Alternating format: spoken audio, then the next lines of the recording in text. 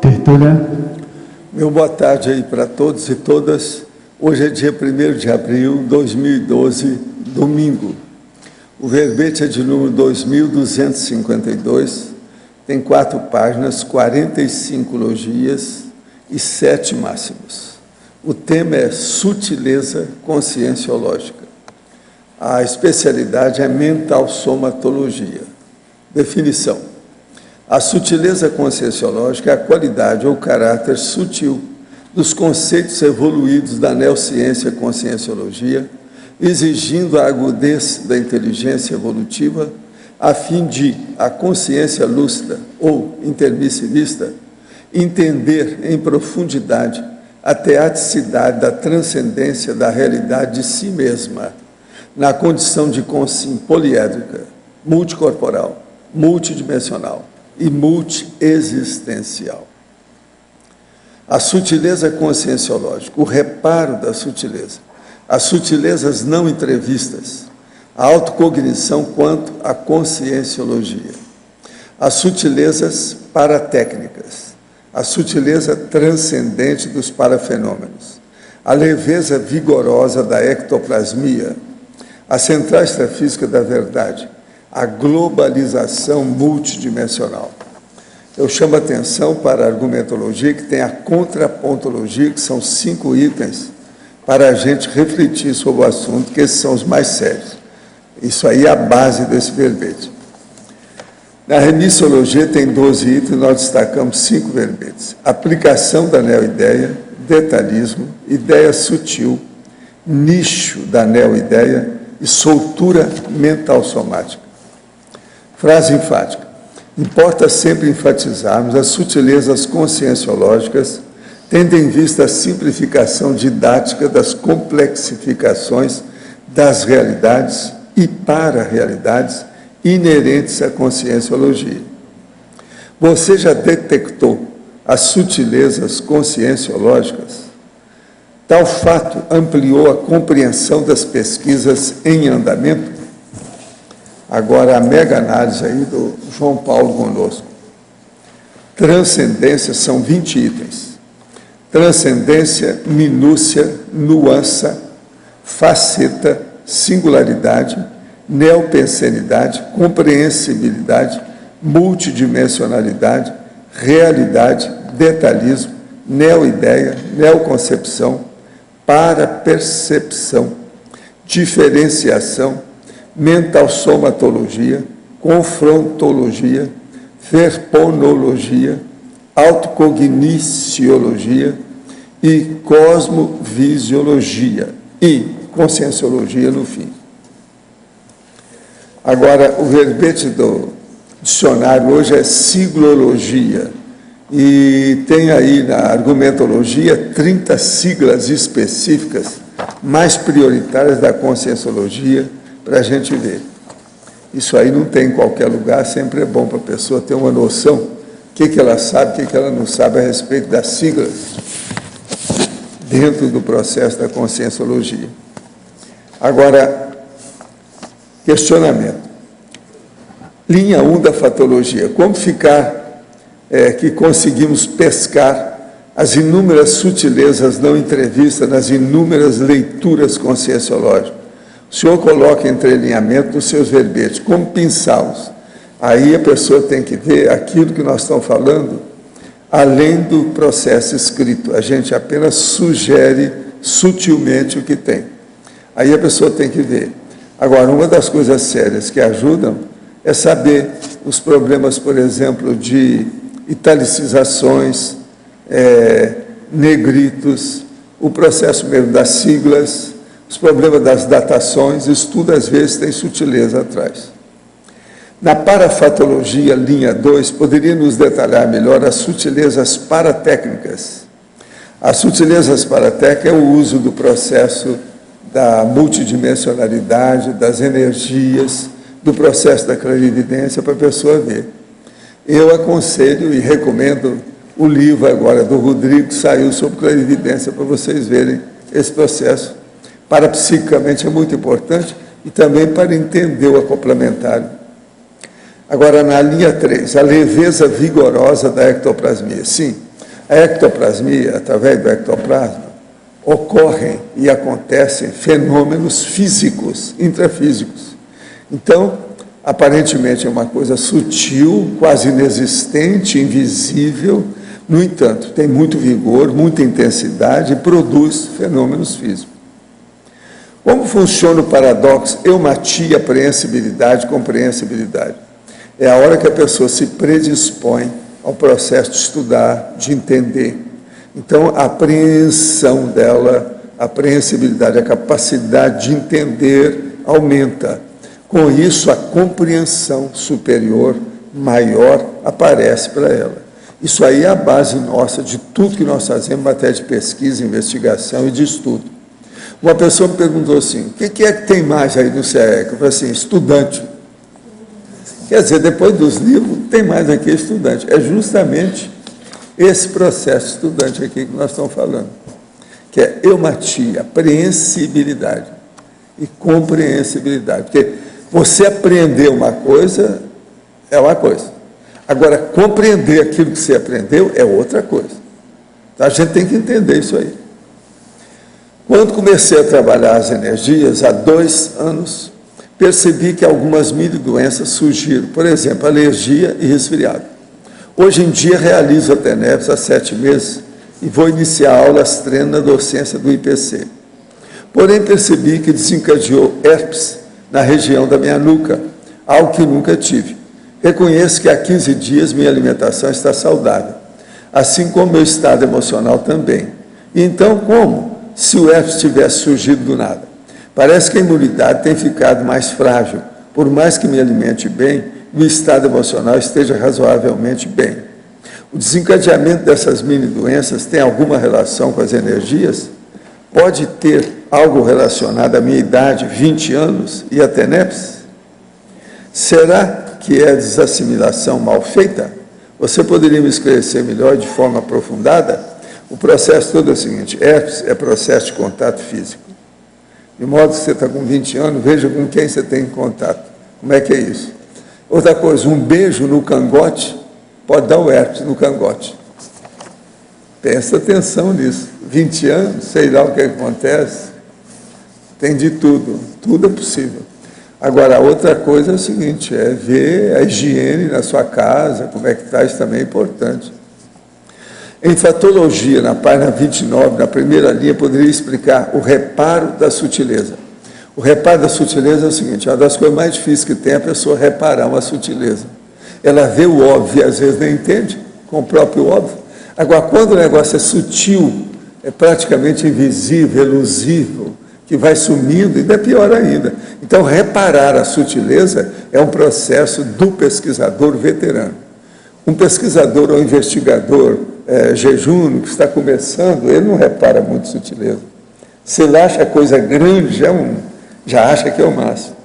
Aquilo que é o grosso, né? Parafatologia, página 29, segunda linha. Poderia ampliar as sutilezas paratécnicas. É justamente o que nós estamos falando aí, para a pessoa ampliar o processo de parapsiquismo. É ver os problemas da clarividência. É o livro do Rodrigo. O sobrinho de uma amiga teve um sonho na qual sua tia recém-dessomada, 1 semana e meia aproximadamente, lhe dizia, através de uma ligação telefônica, que não havia morrido e que estava resolvendo algumas coisas. O relato indica que essa consciência só experimentou a primeira dessoma. Pergunta o que poderiam fazer para ajudá-la a realizar a segunda. Não, se ela está realizando alguma coisa, ela está sabendo o que é que está se passando. Se esse fenômeno é real, isso aí é positivo, mostra que ela é boa. O que ele está falando aqui foi através de uma ligação telefônica. Hoje em dia está havendo muita coisa nesse sentido, mas é preciso saber se isso é real mesmo. O caso que aconteceu mais sério aí, que a família está recebendo telefonema, eles não quiseram fazer pesquisa. Tiraram o corpo fora. Deve ser gente que está com medo. Eu falei com a Hernândia, ela andou conversando, eles não permitiram, porque esse caso é sério. Agora, esses fenômenos, eles existem, e muito antes de haver tanta computação, tanta televisão. Aquele negócio lá do meu amigo lá, que escreveu, o Oscar Dargonel, Vozes do Além por telefone. Isso antes de eu nascer. Foi no ano de 1926 que ele publicou o livro no Brasil. O livro tem lá na Holoteca. Vozes do Além do Telefone. 1926. Antes de eu nascer. Agora, eu sempre achei o fenômeno existe. Agora, gente, eu queria apresentar hoje para vocês duas personalidades. Uma que está aqui à minha esquerda, que é o Luiz Braille, fora de série. É um homem que viveu 43 anos, que foi o criador do sistema de leitura para cegos, que recebeu o nome dele, Braille. Esse era fora de série, 43 anos. Tem muita gente que está aí com 80 que ainda não fez isso, nada. Eu estou fazendo uma força danada, não é fácil. E daqui tem um outro, esse aqui é meu amigo, que eu conheci pessoalmente, fiz conferências sobre o trabalho dele, com ele sentado na minha frente. E outra coisa, tinha um monte de gente que participou da conferência, ele muito alegre, muito feliz, uma grande personalidade esse aqui, sabe, o Gilberto Freire. Ele viveu 87 anos, quer dizer, o dobro daquele ali, está entendendo? Ele viveu 43, esse aqui 87, é o dobro. Agora, esse aqui foi sociólogo, antropólogo, historiador, escritor, pintor, e é considerado um dos mais importantes sociólogos do Brasil. Eu que conheci o homem, achava que ele era o máximo, uma simpatia esse cara, uma cabeça. Agora, hoje ainda existem as ligações externas com os processos dele, tem a Fundação Gilberto Freire, a biografia do Gilberto Freire pelo projeto Releituras, a Biblioteca Virtual Gilberto Freire, e tem a TV Cultura, Alô Escola, Casa Grande, Senzala. Tudo isso aí está atuante sobre a vida do Gilberto. Agora, ele já estava de idade quando eu conheci, foi lá na década de 80 mesmo, sabe? Eles já vão para mais de 30 anos. Agora, eu falei sobre o Casa Grande, Senzala para eles, e o Adolfo Eisner me pediu para falar sobre quadrinhos, que ele estava publicando o gibi Casa Grande, Senzala, e falar sobre parapsicologia dentro do processo sociológico. Então eu falei sobre o processo lá, a Pipucos, que é onde que ele morava, trabalhava, as coisas todas. O povo todo foi uma farra, né? Um monte de artista no meio, gente, estudante, isso tudo lá no Rio. Lá na Editora Brasil América, lá do Adolfo Eisner, que era meu amigo. Ele é que me pediu para fazer a palestra, um negócio sério lá com o povo todo. Agora, eu gostei muito de conhecer o homem de perto, que eu não conhecia.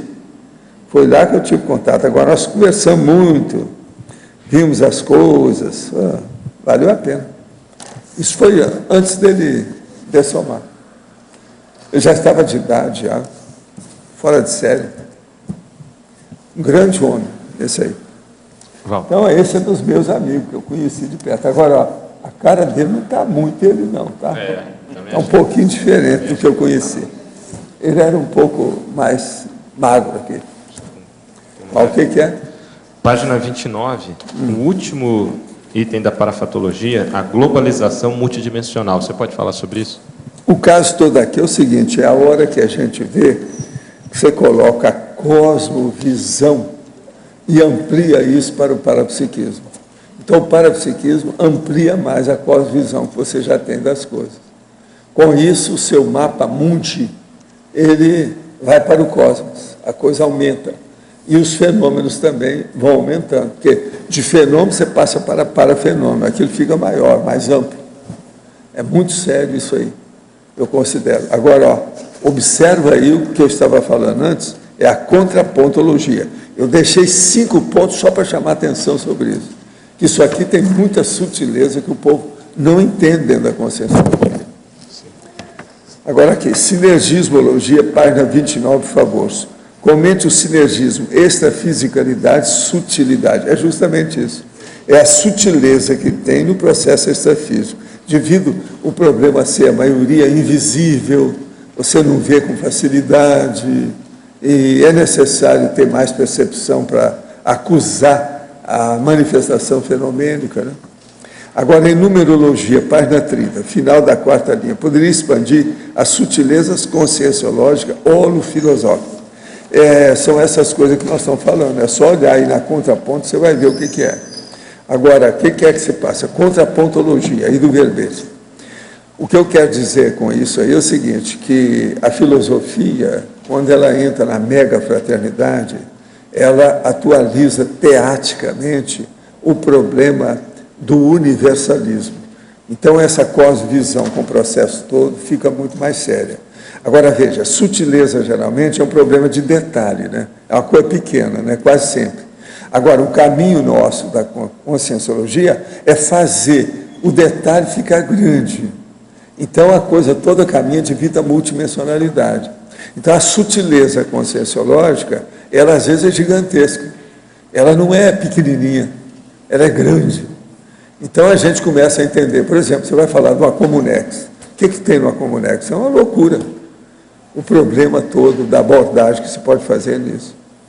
Agora, no verbete dicionário, página 26, poderia falar sobre sua inteligência evolutiva, o item omnicomunicologia. As siglas apresentam notável comunicabilidade quanto à síntese dos conceitos em geral, compondo verdadeira sinopse evolutiva, envolvendo o autopensenograma, o autoproexograma, o autotenepsograma e o autogesconograma, fora muitos outros. O que nós queremos dizer aqui é o seguinte: pensenograma é aquilo que a pessoa pensa. Como é que é? A sua pensenização. Quais os tipos de pensamento que você usa mais na sua vida e como é que isso funciona? Você, por exemplo, já classificou quais são os pensamentos que você usa mais? Isso é importantíssimo. Qual a categoria dos pensamentos que você usa? Isso é o autopensenograma. Agora, o autoproexograma. Dentro da sua programação existencial, você está onde? Você já fez um levantamento disso? Estabeleceu detalhes? Enumerou num quadro sinótico, por exemplo, o processo da sua proex? O que você já fez? O que é que falta? O que você desejaria fazer? Como é que é a situação? Outra coisa, autotenepsograma. Como é que é a sua tenepse?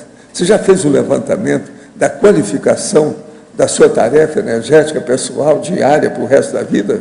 Isso aí é importantíssimo. Eu gosto de fazer quadro sinótico e enumeração de tudo que eu tenho. Eu faço listagem. Eu tenho até aquela minha listagem do cocograma, que eu já falei para vocês. Agora, por exemplo, eu fiz exame, isso foi ótimo. Eu estava seguindo tudo, sabia tudo como é que era. Não teve problema nenhum. Agora, outra coisa, autogesconograma. Como é a sua gestação consciencial? Você já fez um levantamento, um quadro sinótico das suas possibilidades? Possibilidade. O que você já fez? E aquilo que você tem potencial para fazer mais. Isso é importantíssimo. Isso é a omnicomunicologia. Grande, maior. Eu acho que com isso, eu acho que eu respondi o que ele está querendo aqui, o Murilo. É esse que escreve aqui todo dia para nós. Se você não entendeu qualquer coisa, você faz mais pergunta com detalhes, que eu vou ver se respondo aquilo que eu puder, estou aí. Valdo, é na contrapontologia, o último item, que é o neopensinologia. Você pode aprofundar mais a ideia de que o rigor da cosmoética, ele liberta, ele traz flexibilidade, não rigidez? Pois é, o problema todo aqui é o seguinte: o processo todo nosso, da neopensenologia, são os princípios evolutivos que eles existem aí e são fixados. Agora, a maioria nós passamos batido, a gente não vê aquilo que existe. No entanto, eles estão na nossa frente. É só ver a situação, como é que é. Agora, isso chega na verdade relativa de ponta, que são na teoria e na prática. Agora, isso não engessa os pensamentos do pesquisador. É isso que eu estou falando aqui. As pensionizações dos conscienciólogos, elas ficam abertas. Então, a maioria de todas as pesquisas nossas são pesquisas abertas. Nós não dogmatizamos nada. Nós não fazemos uma coisa para a eternidade. Você pode falar mais desse paradoxo, que é a rigidez que traz flexibilidade? A rigidez? É a rigidez da cosmoética. É a rigidez por causa do processo. Por exemplo, uma pessoa, ela é casca grossa devido à rigidez. É o rigor excessivo com a bobagem, com a besteira, com a tolice, com o besterol. Agora, quando esse rigor vai para a cosmoética, a autocosmoética praticada, ele traz liberdade. Traz liberdade. É justamente o contrário do que acontece no primarismo. Por isso que é sutil. Essa sutileza, ela às vezes é muito mais séria do que a gente falar em paradoxo. É mais do que um paradoxo. É muito mais sério. Então, o paradoxo às vezes fica secundário. O problema é ver a nuance, aquilo que é elusivo, aquilo que é tênue, que desaparece, que some da sua vista. Quer dizer, dizer que as paraleis, elas libertam a pessoa, embora As sejam leis rígidas. básicas são todas grossas, quase sempre rudimentares e quase sempre assim, vamos dizer, super fáceis de serem detectadas, de ver. Agora, a sutileza, que são as leis mais sérias, essa é que o negócio não é fácil. Então, por exemplo, você fala assim, a lei de causa e efeito.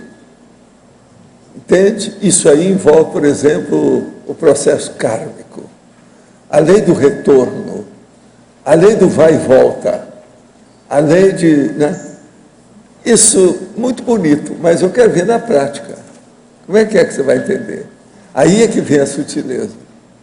Então, por exemplo, uma série de princípios que a pessoa acha que ela entende teoricamente e na superfície da realidade. Agora, por isso que a gente tem que estudar tudo, verificar. Lá no manual de redação, eu falo que tem 120 vocábulos, que eu falo assim, você entende todos esses vocábulos, que são vocábulos de ciência, dos mais usados. A maioria não entende nem 80 daqueles 120. A pessoa pensa que entendeu. Quando ela vai olhar no dicionário, a definição é outra, não é aquela que ela pensou. Então, Valdo, Então, isso é sutileza, é a sutileza da realidade. essa sutileza, então, ela é muito mais complexa do que a gente pode pensar, porque a moral, por exemplo, Aqui. religiosa, ela é rígida Uma pessoa uma e vez me reprime. perguntou, uma pessoa uma vez me perguntou assim, Valdo, se você fosse um ditador e fosse fazer as provisórias, as medidas provisórias de ditador, do jeito que é feito no Brasil, e do jeito que tem usado Obama, do jeito que eles estão falando, o que é que você ia fazer? E a primeira decretação que eu ia fazer é o seguinte, todo cidadão tem que andar com dicionário debaixo do braço. Tá bom, pedido. Ele viu o alcance do que eu queria falar, que ele não via nada, tinha preguiça de ver dicionário. Assim, todo cidadão tem que andar com dicionário debaixo do braço. Porque, gente, nós pensamos que nós sabemos o que significa aquela palavra, não sabemos nada. Você vai olhar o dicionário, é outra coisa. Já teve gente que foi olhar e achou 3 palavras que estavam diferentes do que ele pensava. Falei assim, o dicionário está tudo errado. Lá em casa, esse negócio aconteceu lá em casa, eu coloquei 6 dicionários na mesa para ele. Não, mas está tudo errado. Falei assim, você acha que 6 dicionários estão errados e você, que é o consulente, está certo. Olha, você vai embora, tchau para você, não quero saber de você não. Você está muito tapado. Mas eu queria voltar nessa ideia aqui, porque eu considero ela uma coisa muito importante, que quando uma lei extrafísica, multidimensional, ela é rígida e ela torna a pessoa mais livre. E a moral humana, quando vê com uma lei rígida, traz a repressão. E a outra desreprime, ela é rígida, igualmente rígida. Aí é que é, olha a sutileza disso. Agora, a coisa mais séria mesmo é o parapsiquismo. É onde a gente vê mais sutileza. Se você começar a comparar, é terrível.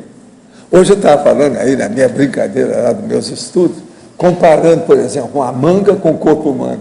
Você está entendendo? Se a pessoa for olhar isso, não, esse cotejo, você ainda não viu isso, mas eu vou fazer, eu estou estudando o cotejo. Então, eu pedi para o Roberto estudar e dei 5 itens já para ele do cotejo, que é perfeito. Então, você veja, são sutilezas que eu posso pegar coisa grossa e mostrar o fino. Por quê? Isso aí é o fino, a finesse da evolução. Então, por exemplo, a manga tem um caroço enorme. Conforme a manga, quase que não tem polpa, é só caroço. Então, veja, nós temos o caroço nosso é o paracérebro. Então, vamos entender bem. Por exemplo, você está cheio de roupa aí. Isso é a casca da manga. Entendeu? E a embalagem de fora. Agora, a pele é a casca da manga propriamente dita. É a pele. E por aí vai. Agora, o melhor da história, tem um pedúnculo que segura a manga, tá certo? Aquele cabinho que fica preso no galho. É o cordão de prata. Então, por exemplo, a hora que eu falei, todo mundo riu, mas todo mundo entendeu. Agora, veja, então, uma pessoa chega aqui, está toda fechada, embotada, daquele jeito, e fala assim, vem cá, Você já deixou de ser manga há muito tempo. Você hoje é uma personalidade, o seu corpo já mostra que você não é manga mais. Então, é isso que eu quero expor, que é a sutileza do processo. Mas não tem só razão? Tem a manga da camisa também, eu sei disso.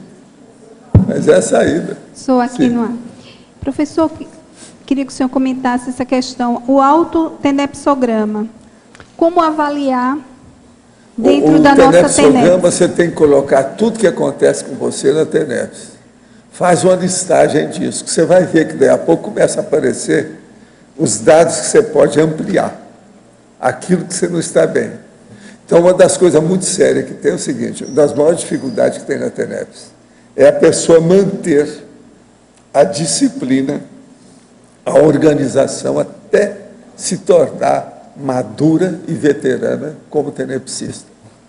E, para isso, uma das coisas mais difíceis ainda do que isso, é a interlocução com o amparador. Você tem que conviver lá pelas tantas, você sentir que o amparador está aí. Você sente a presença dele. Do jeito que é que eu tenho banho energético, para banho energético, entende? O tenepsista pode sentir isso todo dia. Isso é normal para ele. Então, isso tudo está aí para ser desenvolvido. Então, uma coisa boa para fazer esse tenepsograma é colocar aquilo que você já conquistou e aquilo que você pretende conquistar. Quais são os próximos passos a chegar lá? O que é que você precisa? Dentro do processo da TENEPS? Ou da vida? Tem uma série de coisas. Por exemplo, para você enriquecer o seu tenepsograma, quais os tipos de consciência que você tem atingido? Por exemplo, em todo o período que você está fazendo com a TENEPS, você já atendeu alguma consim projetada? Na hora? Tudo isso você vai ver com o tempo. Outra coisa, você já atendeu criança extrafísica? Outra coisa, você já atendeu uma série de tipos de carentes de assistidos iguais? Por exemplo, uma série de caras que dessomaram em acidente de carro. Tudo isso acontece. Tem época que a pessoa, às vezes, trabalha um mês com um determinado tipo de assistido. Tudo isso ela vai ver com o tempo. Professor... Então, isso tudo entra no tenepsograma, é um quadro sinóptico, com enumerações. Se você ainda não tem lucidez, você... Não, é preciso de alcançar a lucidez. Por que não tem? Porque a pessoa não exercita o parapsiquismo. Começa a mexer mais com o estado vibracional, você vai chegar lá, não tem jeito. Professor Valdo, sim. Qual é o significado do atendimento na TENEPS, por exemplo, ou para criança, ou para alguém que está dessomando? A afinidade da pessoa com aquele tipo de assistência. Se ela tem afinidade, o amparador canaliza o povo. Ela fica especializada durante uma temporada.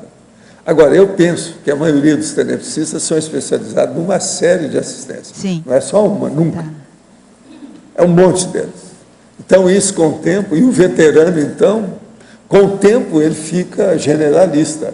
Então, ele faz uma clínica geral extrafísica, entende? É a prática dele. E qual outro significado ou outra característica para o tenepsista tentar se colocar como iniciante, médio ou veterano? Ele vê o resultado daquilo, porque a pessoa sente o resultado dela, na vida dela. Acaba a TENEPS, você está se sentindo bem. Tem gente que não quer acabar a TENEPS, o período da TENEPS. Chegou a 50 minutos, ele ainda quer continuar, ele está se sentindo bem, e a coisa vai. Mas tem que seguir aquilo, tem orientação do amparador. Isso tudo tem que colocar lá. Obrigada. Professor, poderia aprofundar essa questão da assistência à criança extrafísica? Qual o significado disso? Às vezes tem aquela criança que dessoma e ela não passa para a segunda dessoma, ela fica na primeira, porque o problema do restringimento perturbou demais a consciência dessa consciência lá. A consciência, você está entendendo? Da consciência, você está entendendo o que é? Então, a consciência ali no caso, tem problema com aquilo. ela tem que se mexer. Não tem jeito. Então, às vezes, o choque animal da energia consciencial do tenepsista faz a pessoa lembrar. Agora, o que é incrível nisso é o seguinte, é aquilo que eu conto daquele fenômeno, você vai mexer com a criança, que é recém-nascida, tem pouco tempo lá, você olha e quer tirá-la do corpo, ela sai do corpo e vira a vida anterior de adulta dela, que é justamente o contrário disso. Então você veja, entenda, durma com um barulho desse, entenda como é a consciência, olha a diferença de uma reação com a outra. Isso tudo acontece. Por exemplo, ali, se uma pessoa dessomou, é a coisa mais fácil dela retornar à sua lucidez total, até os cônscios. No entanto, tem gente que é totalmente inibida, o restringimento físico foi tão forte. Aí ia ter negócio de perguntar, os hormônios da mãe eram violentos. Professor, E botaram a cabeça, a lucidez da consciência. Agora, isso mostra uma maior desenvoltura do tenepsista quando ele já consegue ter uma frequência desse tipo de assistência? Mostra também a versatilidade, o generalismo que ele é capaz, as possibilidades que ele tem de assistir com um amplo espectro, entende, de assistência. Isso é o máximo. professor, pegando o gancho aí, a rigor, atender uma criança é mais fácil que atender uma consciência adulta? Nem sempre. Porque você atende e não dá resultado nenhum, você fica com cara de tacho, ou cara de para-tacho, ou para-cara de tacho. Mas por quê, professor? Não entendi, por quê? Porque você está fazendo esforço e o negócio não dá resultado nenhum. A criança está do mesmo jeito, a consciência Então, mas mudou. ela pelo restringimento... Gente, uma das coisas mais frustrantes que tem é você acertar alguma coisa de energia com uma consciência e ela não mudar nada na sua frente. Você se sente totalmente impotente, que às vezes, para haver alguma modificação, precisa de muita energia com várias sessões. Vocês não ficam pensando que tudo que aparece na TENEPS, que a gente faz um milagre, aquilo é a pessoa melhor. Não. Mas isso é devido... Às vezes tem gente que fica lá semanas, Mas até isso a coisa melhorar. Isso é devido ao trauma dessa morte ou é porque ela acessa as outras Isso coisas aí também? é a acumulação de traumas que vem de vidas anteriores. Junta tudo, né? Porque Não é fácil. Ela A tem hora acesso. que tem essa acumulação, tem que ir com calma. Porque O negócio é mais composto. A complexidade se ampliou, se aprofundou. Ah, Então, entendi. precisa ir com calma. Quer dizer, não é só o problema do trauma daquele momento da dessoma. Quando ela sai, Ela tem provavelmente... que ter paciência com isso, com calma, tal, insistir. Eu já tive gente que estava comigo assim, durante uma boa temporada, que eu constituí como se fosse um membro da família, porque já está há tanto tempo, até que a pessoa foi deslanchando, pouco a pouco, pouco a pouco, pouco a pouco. Aí, a hora que a gente viu que já estava começando a ficar mais lúcida, a situação toda, o amparador começa a trazer os companheiros do passado da pessoa. Aí, para esclarecer bem. Então, começa o reajuste. Esse reajuste é aquilo que eu chamo de recomposição da interprisão. Começa tudo. E você fica ali, urubu servando, o que acontece? Ajudando, aquilo que pode. Agora, o melhor da história, já houve casos comigo que eles trouxeram a pessoa para ajudar o outro que estava na UFIEX. Chegou lá, o cara falou assim, eu posso ficar aqui também? Queria ficar, porque sentiu que o ambiente estava melhor do que o dele. Vocês já pensaram onde é que eu não estava, né? Agora, que é engraçado, não posso ficar aqui também? E para o amparador, ele que vai levar essa criança para a TENEPS, né? Para ele, a condição é mais fácil para ele encaminhar a criança ou o adulto? A maioria do que acontece isso é porque o amparador da TENEPS é uma ex-mulher recente. Quase sempre é uma mãe, ó, desse tamanho. Professor. Eu já tive isso tudo, e funciona. Então, aquela mãe extrafísica, ela é poderosa, tem noção, tem know-how, conhece as coisas, geralmente dá muito efeito, e a meninada melhora. Agora, ó, menina extrafísica é uma das coisas mais frustrantes que tem, você vê uma coisa dessa. E você pensa que criança, né? É criança, né? Agora, ele quer continuar, continua como criança, o pensamento pequeno, aquilo parece que dá um impacto ali dentro. Isso tudo são patologias que nós ignoramos. A psiquiatria não sabe nada disso, a neurologia não sabe nada disso. Tudo aí tem que caminhar para lá, para entender como é que é isso, fazer pesquisa. Professor. Sim. Aqui no D novamente. E no caso daquela criança, e não na questão de dessoma, mas ela, enquanto criança, intermissivista, e os amparadores tiram ela do corpo para dar esse choque de realidade. Quais seriam as repercussões e por que isso ocorre? Isso aí é porque precisa, tem gente que precisa de saber disso também para se libertar dos assediadores. E às vezes é assediador bem próximo da pessoa. Gente, uma das coisas, por exemplo, que é também assim frustrante, é você ver, por exemplo, uma mãe que foi mãe do cara e ele vem para cá e ela não quer deixar. Não, esse é meu filho e acabou, e não quer saber. Agora, a coisa ainda piora mais, na hora que o cara vem, ressoma, ainda está como criança, ele virou filho de novo, virou criança. Então, ela fica reclamando, aí vem a brigar com a mãe. A mãe põe a criança no pé, tudo isso eu já li. Agora, é frustrante um negócio desse. Então, você veja, esse negócio de maternagem é muito bom até um certo nível, mas tem um limite. Se passar daqui, em vez de ajudar, piora tudo. Agora, no que especificamente ajuda o fato dos... não ficou claro para mim, os amparadores tirarem ela do corpo, dar esse choque de realidade, e ela ainda criança, muitas vezes não vai nem entender toda essa situação, né? Não tem sinapse ainda para isso. Não é isso. Aquilo ali é para acertar o equilíbrio do holossoma dela. Entende? Equilíbrio do holossoma. Ajustar o holossoma. Na fase infantil, isso é importantíssimo. Por quê? Essas coisas todas vão fazer efeito em cima da adolescência, quando ela estiver na puberdade. Então, se queimar os negócios antes aqui, melhorar, você está se antecipando. Isso é providência, profilaxia, é prevenção, é vacina. Entendeu? Professor, o fato do aqui no ar, aqui. O fato do tenepsista já trabalhar anos na vida intrafísica com criança facilita esse rapport com as consequências Se ele trabalha muito tempo, sempre facilita mais as coisas, porque ele já viu tudo que aconteceu, já tem precedente. Então não tem tanta novidade para ele. É assim que o amparador traz as coisas novas, porque ele não vai sofrer com aquilo. Entende?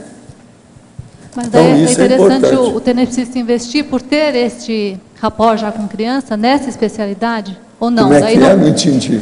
Seria interessante o tenepsista, por ter esse rapport já, essa afinidade, investir nessa especialidade, essa TENEPS aberta para esse processo? Não, bom o tenepsista estar a par da situação, saber que isso existe e estar preparado para o que deve e deixar o amparador supervisionar o trabalho. Com isso, o tenepsista desenvolve mais depressa. A tenepsista. Outra coisa, quando começa a ficar recorrente grupos parecidos, o senhor falou que às vezes um mês fica com aquele mesmo grupo. E que isso é na UFIEX. Tá. Na TENEPS eles não fazem isso, porque senão cria problema para a pessoa. Mas daí, nas dinâmicas... Por isso que a UFIEX tem que ser coisa separada. Tá.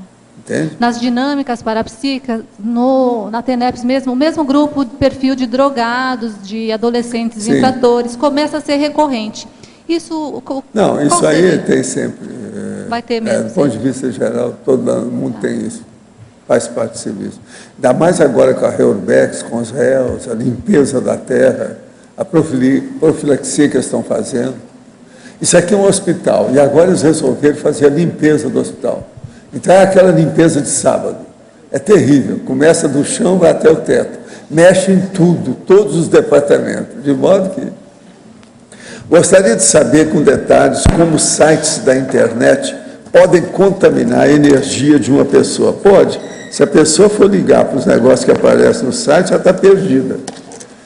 Só aquilo que nós estávamos falando hoje lá na hora do almoço, eu odeio fulano, eu odeio a ideia tal, eu odeio a instituição tal. Está cheio disso.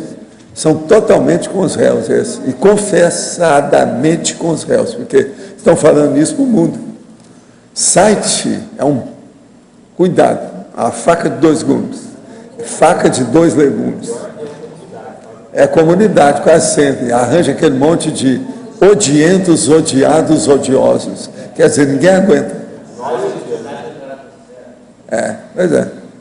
São representantes diretos. Esse tudo tem um monte de medalha da baratosfera. Eles já chegam todos condecorados.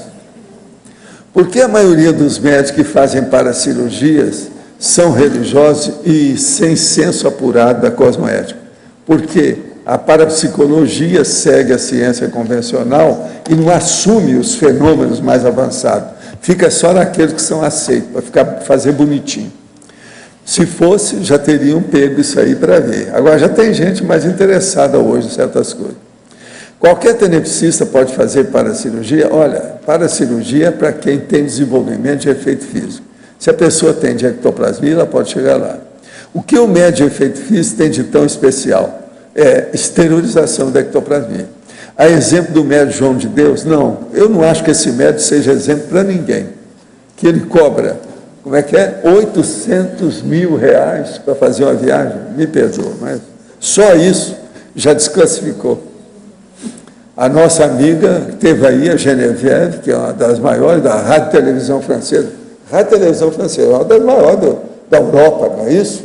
Essa dona é lá de dentro. Ela é repórter internacional, o que há? Então o negócio é sério. Ela teve lá um mês, chegou e deu a classificação. Falou assim, ele não vai, a situação é precária. O homem é doido por dinheiro. Às vezes, durante a TENEPS, ao meu redor, tudo começa a estralar. Os móveis, os objetos, até a parede. Semelhante à dilatação dos objetos após tomarem sol ou durante o esfriamento, emitindo sons de ajuste da estrutura. O que poderia ser? Primeiro, é isso tudo que você está falando, dilatação dos objetos. Segundo, pode ser também REPS, pode ser fenômeno de efeito físico, pode ser REPS, o nome é RAPS ou REPS. Olha bem que às vezes tem. Isso é efeito físico. Essas coisas tem. Agora, ó, quando é REPS, se a pessoa ouvir um barulho, então fala assim, vamos ver, repete. Aí ele vai repetir, vai mostrar que tem inteligência atrás. Se não repetiu, é porque é dilatação dos objetos. Isso é a técnica que a gente tem para ver o que é efeito físico e o que não é. Eu já fiz o caso desse jeito e o negócio respondeu tudo. Eu falei assim, agora, bate 2 vezes quando for não e 1 vez quando for sim. E eu estou assim. E tudo assim, o som é mais forte que esse aqui. Entendeu? Muito forte. Muito forte. Eu já vi isso tudo comigo. Agora, o lugar de poltergeist, às vezes tem isso. Por causa dos efeitos físicos, tem muita energia gravitante, aquilo funciona. Poderia aprofundar na fatologia, página 29, o reparo da sutileza, nós já falamos aqui. Reparo da sutileza é o ato da pessoa reparar aquilo que é difícil de ver, aquilo que é. Tem uma listagem aí num verbete que eu coloquei sobre os elusivos. Procura ler aí para mim, seria bom você ler para a gente, o elusivo. Procura a palavra elusivo no Find. Você vai ver que tem uma listagem que eu fiz das coisas evanescentes. O que esvai, o tênue, a tenuidade, o processo difícil. Professor Valdo. Sim. Aqui na letra B. Aqui em cima. O senhor pode falar um pouco mais sobre a autocognição quanto à conscienciologia? Autocognição quanto à conscienciologia? Está na fatologia, na última linha. Sim. O caso todo é o seguinte.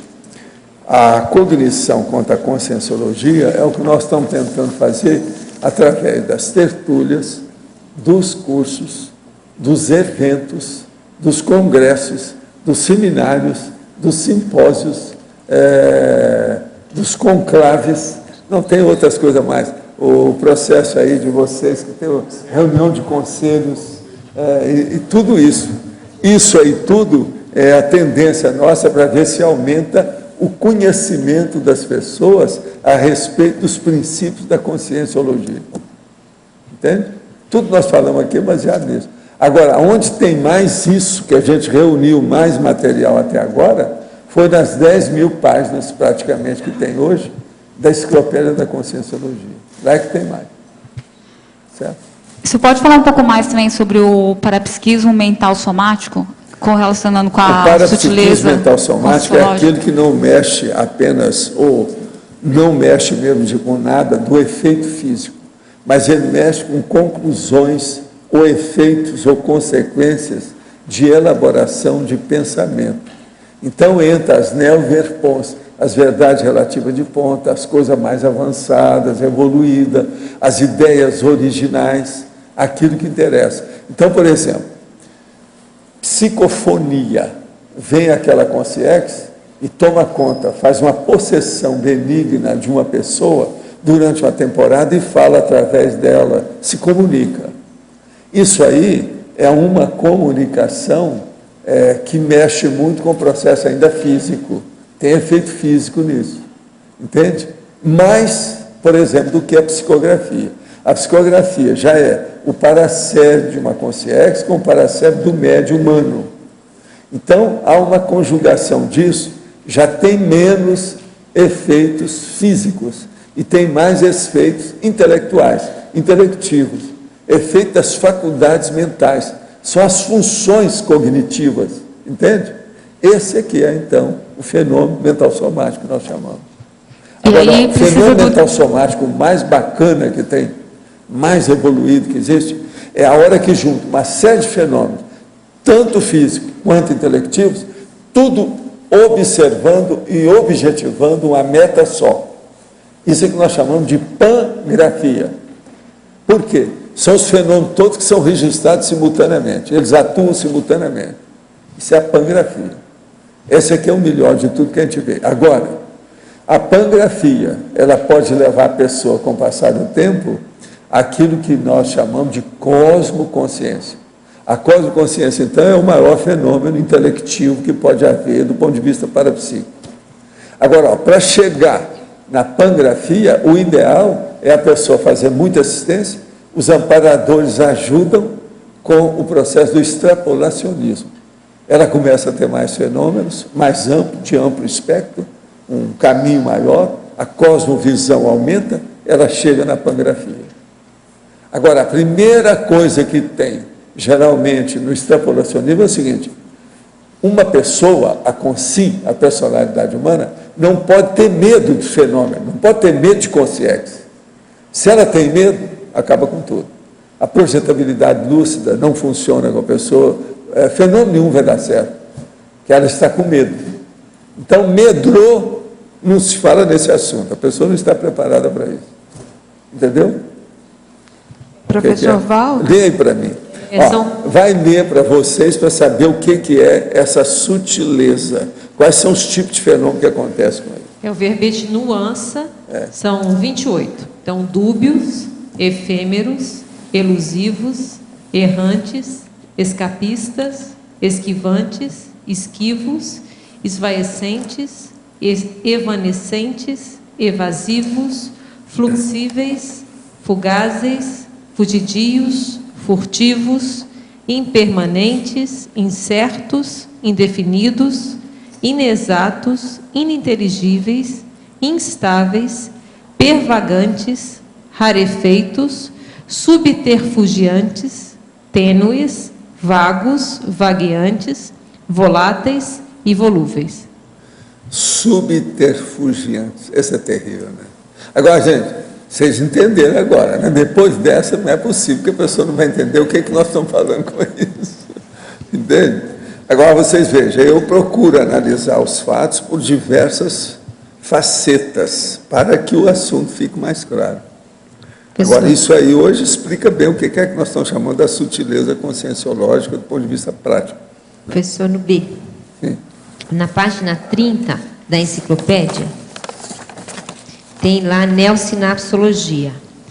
E você faz... a lateropensenidade conscienciológica e as neosinapses. Eu queria que você aprofundasse essa ideia de lateropensene, neosinapse e neoverpon. O problema todo é o seguinte, vamos entender bem isso. A lateropensenidade, geralmente, a pessoa já está vivendo aquilo, mas ela não percebe que o processo está muito lateral para ela. Ela, às vezes, não tem autoconsciencialidade de ver o lateropensene, quer dizer, o pensamento ou pensene lateral que está com ela. Então, aquilo chegou até aqui, mas ela não captou, aquilo não entrou na cabeça dela, ficou de fora.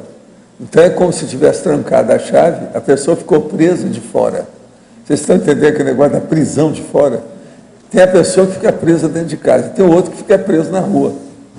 Quer dizer, está solto na rua, não resolve nada. Então, o problema aí é esse. Só um ponto aí. Esse lateropensene, ele pode ser exclusivo da pessoa ou normalmente tem um parapsiquismo aí? Quase sempre tem parapsiquismo, porque aquilo transcende a capacidade dela de pensar ordinariamente. Aquilo transcende. Então, entra noutra dimensão. O processo tem uma expansão em matéria de conteúdo. Então, a análise de conteúdo fica totalmente no buraco, que a pessoa não teve capacidade de chegar até lá para ver a diferença. Então, vamos entender. O neopensene, quase sempre pode ter sido, durante muito tempo, aquilo esteve com a pessoa, mas era um lateropensene, ele era lateral, a pessoa não percebeu. Então, a hora que ela define a realidade daquele neopensene, ela captou o que é o lateropensene, ela está começando a entrar nisso. Agora, ó, é um pensamento adjutório, ele ajuda a pessoa a ficar mais clara a cabeça dela, melhora a hiperacuidade, aquilo que nós estávamos falando lá na hora do almoço, entende? A arquipercussiência, o negócio se expande, tudo aumenta. Agora, tudo aumenta ao sono. Se for da pessoa, se o lateropensene, por exemplo, é dela, isso vem do quê? Da associação de ideias, vem da onde? Vem das experiências do passado dela, que a maioria já tem muita. Então, esse povo, todos vocês que fizeram curso intensivo, todo mundo já mexeu muito com algum processo intelectual mais sério. Porque eu vejo o seguinte, isso aí eu vi há muito tempo. É muito difícil uma pessoa entrar no curso intensivo se não teve, nesses últimos 500 anos, por exemplo, alguma coisa em matéria de pensamento ou de comunicação. A maioria teve. Agora, o problema é que a pessoa teve isso em 1500, depois nunca mais mexeu. Só mexeu com o corpo, esticou, ou senão aquele negócio do meu amigo, né? Não, vamos fazer exercício físico. Isso não adianta nada, quer dizer, então o problema não é por aí. Então, exercício físico resolve muita coisa, é muito bom. Não é descartável, mas não resolve tudo. Nós temos que pensar no processo mesmo, sério, mental somático. Então a gente pode falar que alguns lateropensenes são cons não recuperados. São. Olha, alguns não, muitos, tá? É bom clarear isso aí. Professor, as consciências crianças são apenas as que desencarnaram e ainda não se recuperaram do ressentimento físico? Sim. A apresentação ou estado normal das consciências são de adulto? Não. Às vezes se apresentam como criança mesmo, tudo igual. Qual é a sutileza que devemos estar atentos para a recomposição da interpretação grupo kármica e acertarmos assertivamente para desvincularmos aos poucos do grupo? Olha, o processo mais sério mesmo é ver o que é que a pessoa deve mais e ver o que ela pode fazer para recompor isso, né? Aí cada caso tem que ver, né? E isso não é sutil, não, às vezes é muito grosso. O negócio é rudimentar. Na Crescendologia, página 30, segunda linha, de que maneira acontece o crescendo ciência convencional para a ciência conscienciológica? É o que nós estamos tentando fazer. Eu já estou com isso, faz meio século trabalhando aí, fazendo uma força danada para ver se clareia. Agora, a ciência convencional, a pessoa tem que ultrapassar a eletronáutica. Então, isso aí é difícil. É muita tentação e muito envolvimento, muita sedução que a vida humana dá em cima da pessoa na academia e na universidade. Então, a pessoa não deixa isso com facilidade. E outra coisa, eles não podem mudar esse paradigma, porque senão todo o processo de jactância vai para o espaço. Eles não querem isso. Tem gente que é aqueles que falam para mim, Valdo, estou de acordo com você, mas não posso fazer isso. Eu tenho a minha autobiografia, tenho meu filho, como é que eu faço? Poderia esclarecer na parafatologia, página 29, terceira linha, a leveza vigorosa da ectoplasmia. Nós já falamos também isso. A ectoplasmia, às vezes, ela consegue mover as turbinas da Itaipu. Então, da pessoa, né? Então, o negócio é muito sério. Professor, tem que pensar. Agora me veio a ideia, o senhor está falando de sutileza conscienciológica. A professora Marina apresentou no congresso de TENEPS, sutilezas da TENEPS. Foi até interessante que ela tirou do manual de TENEPS. Tem uma parte lá que fala das sutilezas que acontecem durante a TENEPS. Então pode ajudar no autotenepsograma, né? Pode. Tudo pode pôr lá dentro. É muita coisa. Aí saiu nos anais lá. E tem o vídeo, Vale acho que vai sair daqui a um tempo. Vamos muito nessa. interessante. Viva a TENEPS. Professor Valdo, Sim. você poderia me explicar se há possibilidade de, antes de se chegar à pangrafia, ocorrer a cosmoconsciência? O que é que você quer que explique? Antes de se chegar... O que tem? O patamar, O que acontece? É extrapolacionismo, foi o que eu falei. tá. Tá bem. A pessoa entra no extrapolacionismo, os amparadores vão dando força para ela. Ela assume aquela condição. Ela vai melhorando, vai desenvolvendo o parapsiquismo. Com isso, ela chega naquele ponto que tem a pangrafia. Agora, isso é inevitável. A cosmoconsciência fica lá no fim. Primeiro é estado vibracional e tudo que diz respeito à energia. Depois vem extrapolacionismo. Depois vem, às vezes, psicografia, psicofonia. Depois vem a pangrafia. Depois da pangrafia, então, se a pessoa sentar com bastante assistência, ela se torna mini peça do maxi-mecanismo. Aí pode ocorrer a cosmoconsciência. Tá bem. Outra pergunta, professor.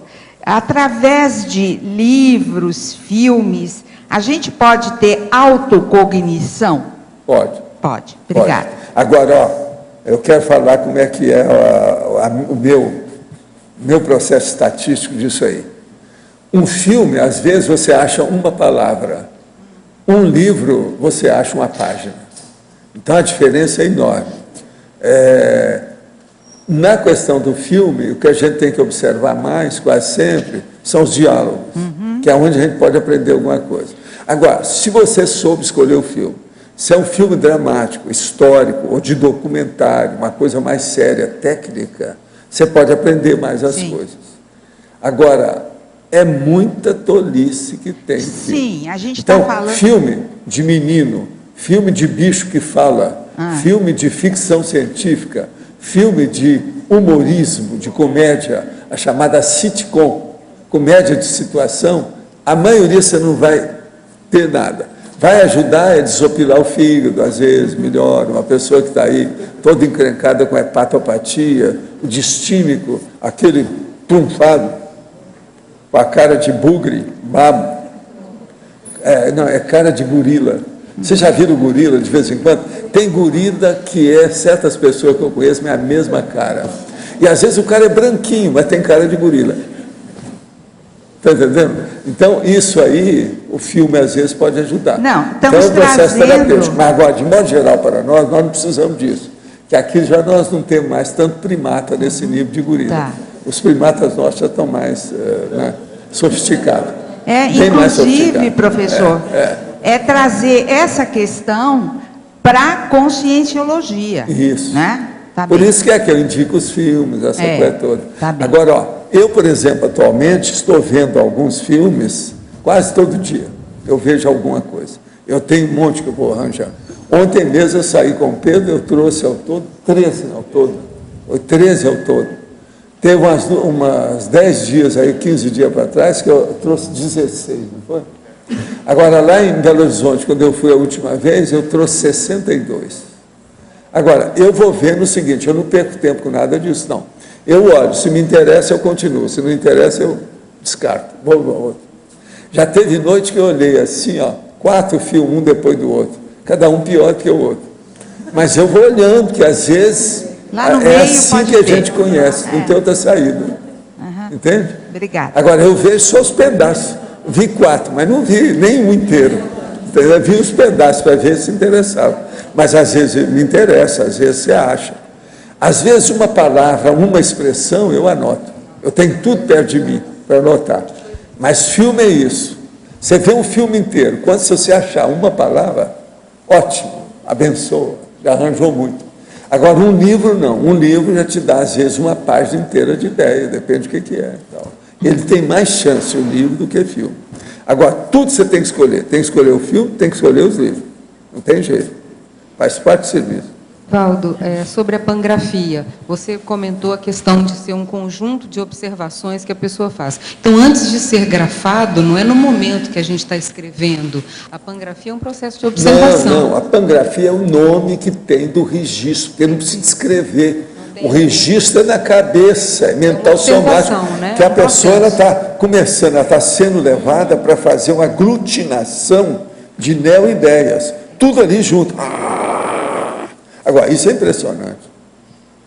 Eu acho, por exemplo, que às vezes a pangrafia, a manifestação que ela tem, ela é mais estonteante do que uma ideia nova que você acabou de descobrir, aquilo que a gente chama o finding, o achado, é o processo, a ideia original. A pangrafia, às vezes, ela é mais estonteante, ela dá mais impacto em você do que o processo. Agora, é impressionante isso.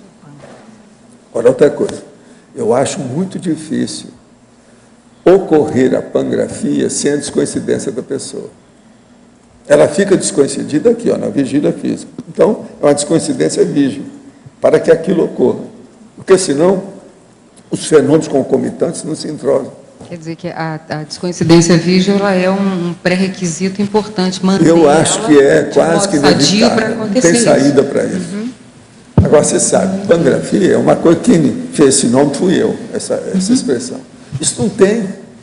O Richer não estudou isso, o Botzano não estudou isso, a parapsicologia não estudou isso, ninguém estudou isso até agora. Entendeu? Agora, o que é engraçado é isso, esse povo devia ter pensado, né, que os fenômenos se juntam, eles se casam, ninguém pensou nisso.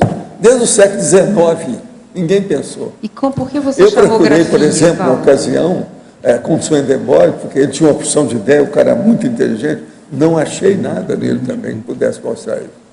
Por que você chamou grafia e não percepção? Grafia é por causa do processo de registrar. Registro mental. É terrível, porque você registra, você não vai esquecer o negócio. Agora, Malu, isso é seríssimo por causa da composição que dá depois. Aquilo vai ficando cada vez mais composto, ou seja, mais complexificado. Outros elementos vão entrar. Não é só isso, por exemplo, você começa a ver aqueles fenômenos, às vezes, começa a atingir determinada consciência, você querendo ou não, espontaneamente, você faz uma evocação. Aquela consciência que às vezes está em alto nível, ela vem até para ajudar você. Daí a pouco você tem ali vamos dizer assim, um conjunto, uma equipe que está ajudando você a entender aquilo que você está pesquisando. Isso ultrapassa o seu amparador, ultrapassa tudo que você estava pensando antes. É uma coisa impressionante para a grafia. Agora, isso ainda tem muita coisa para nós estudar. Eu tenho falado muito nisso para colocar o conceito na cabeça de vocês, para vocês desenvolverem isso mais. Porque a maioria, quem chega na pangrafia é a turma da TENEPS, é o tenepsista.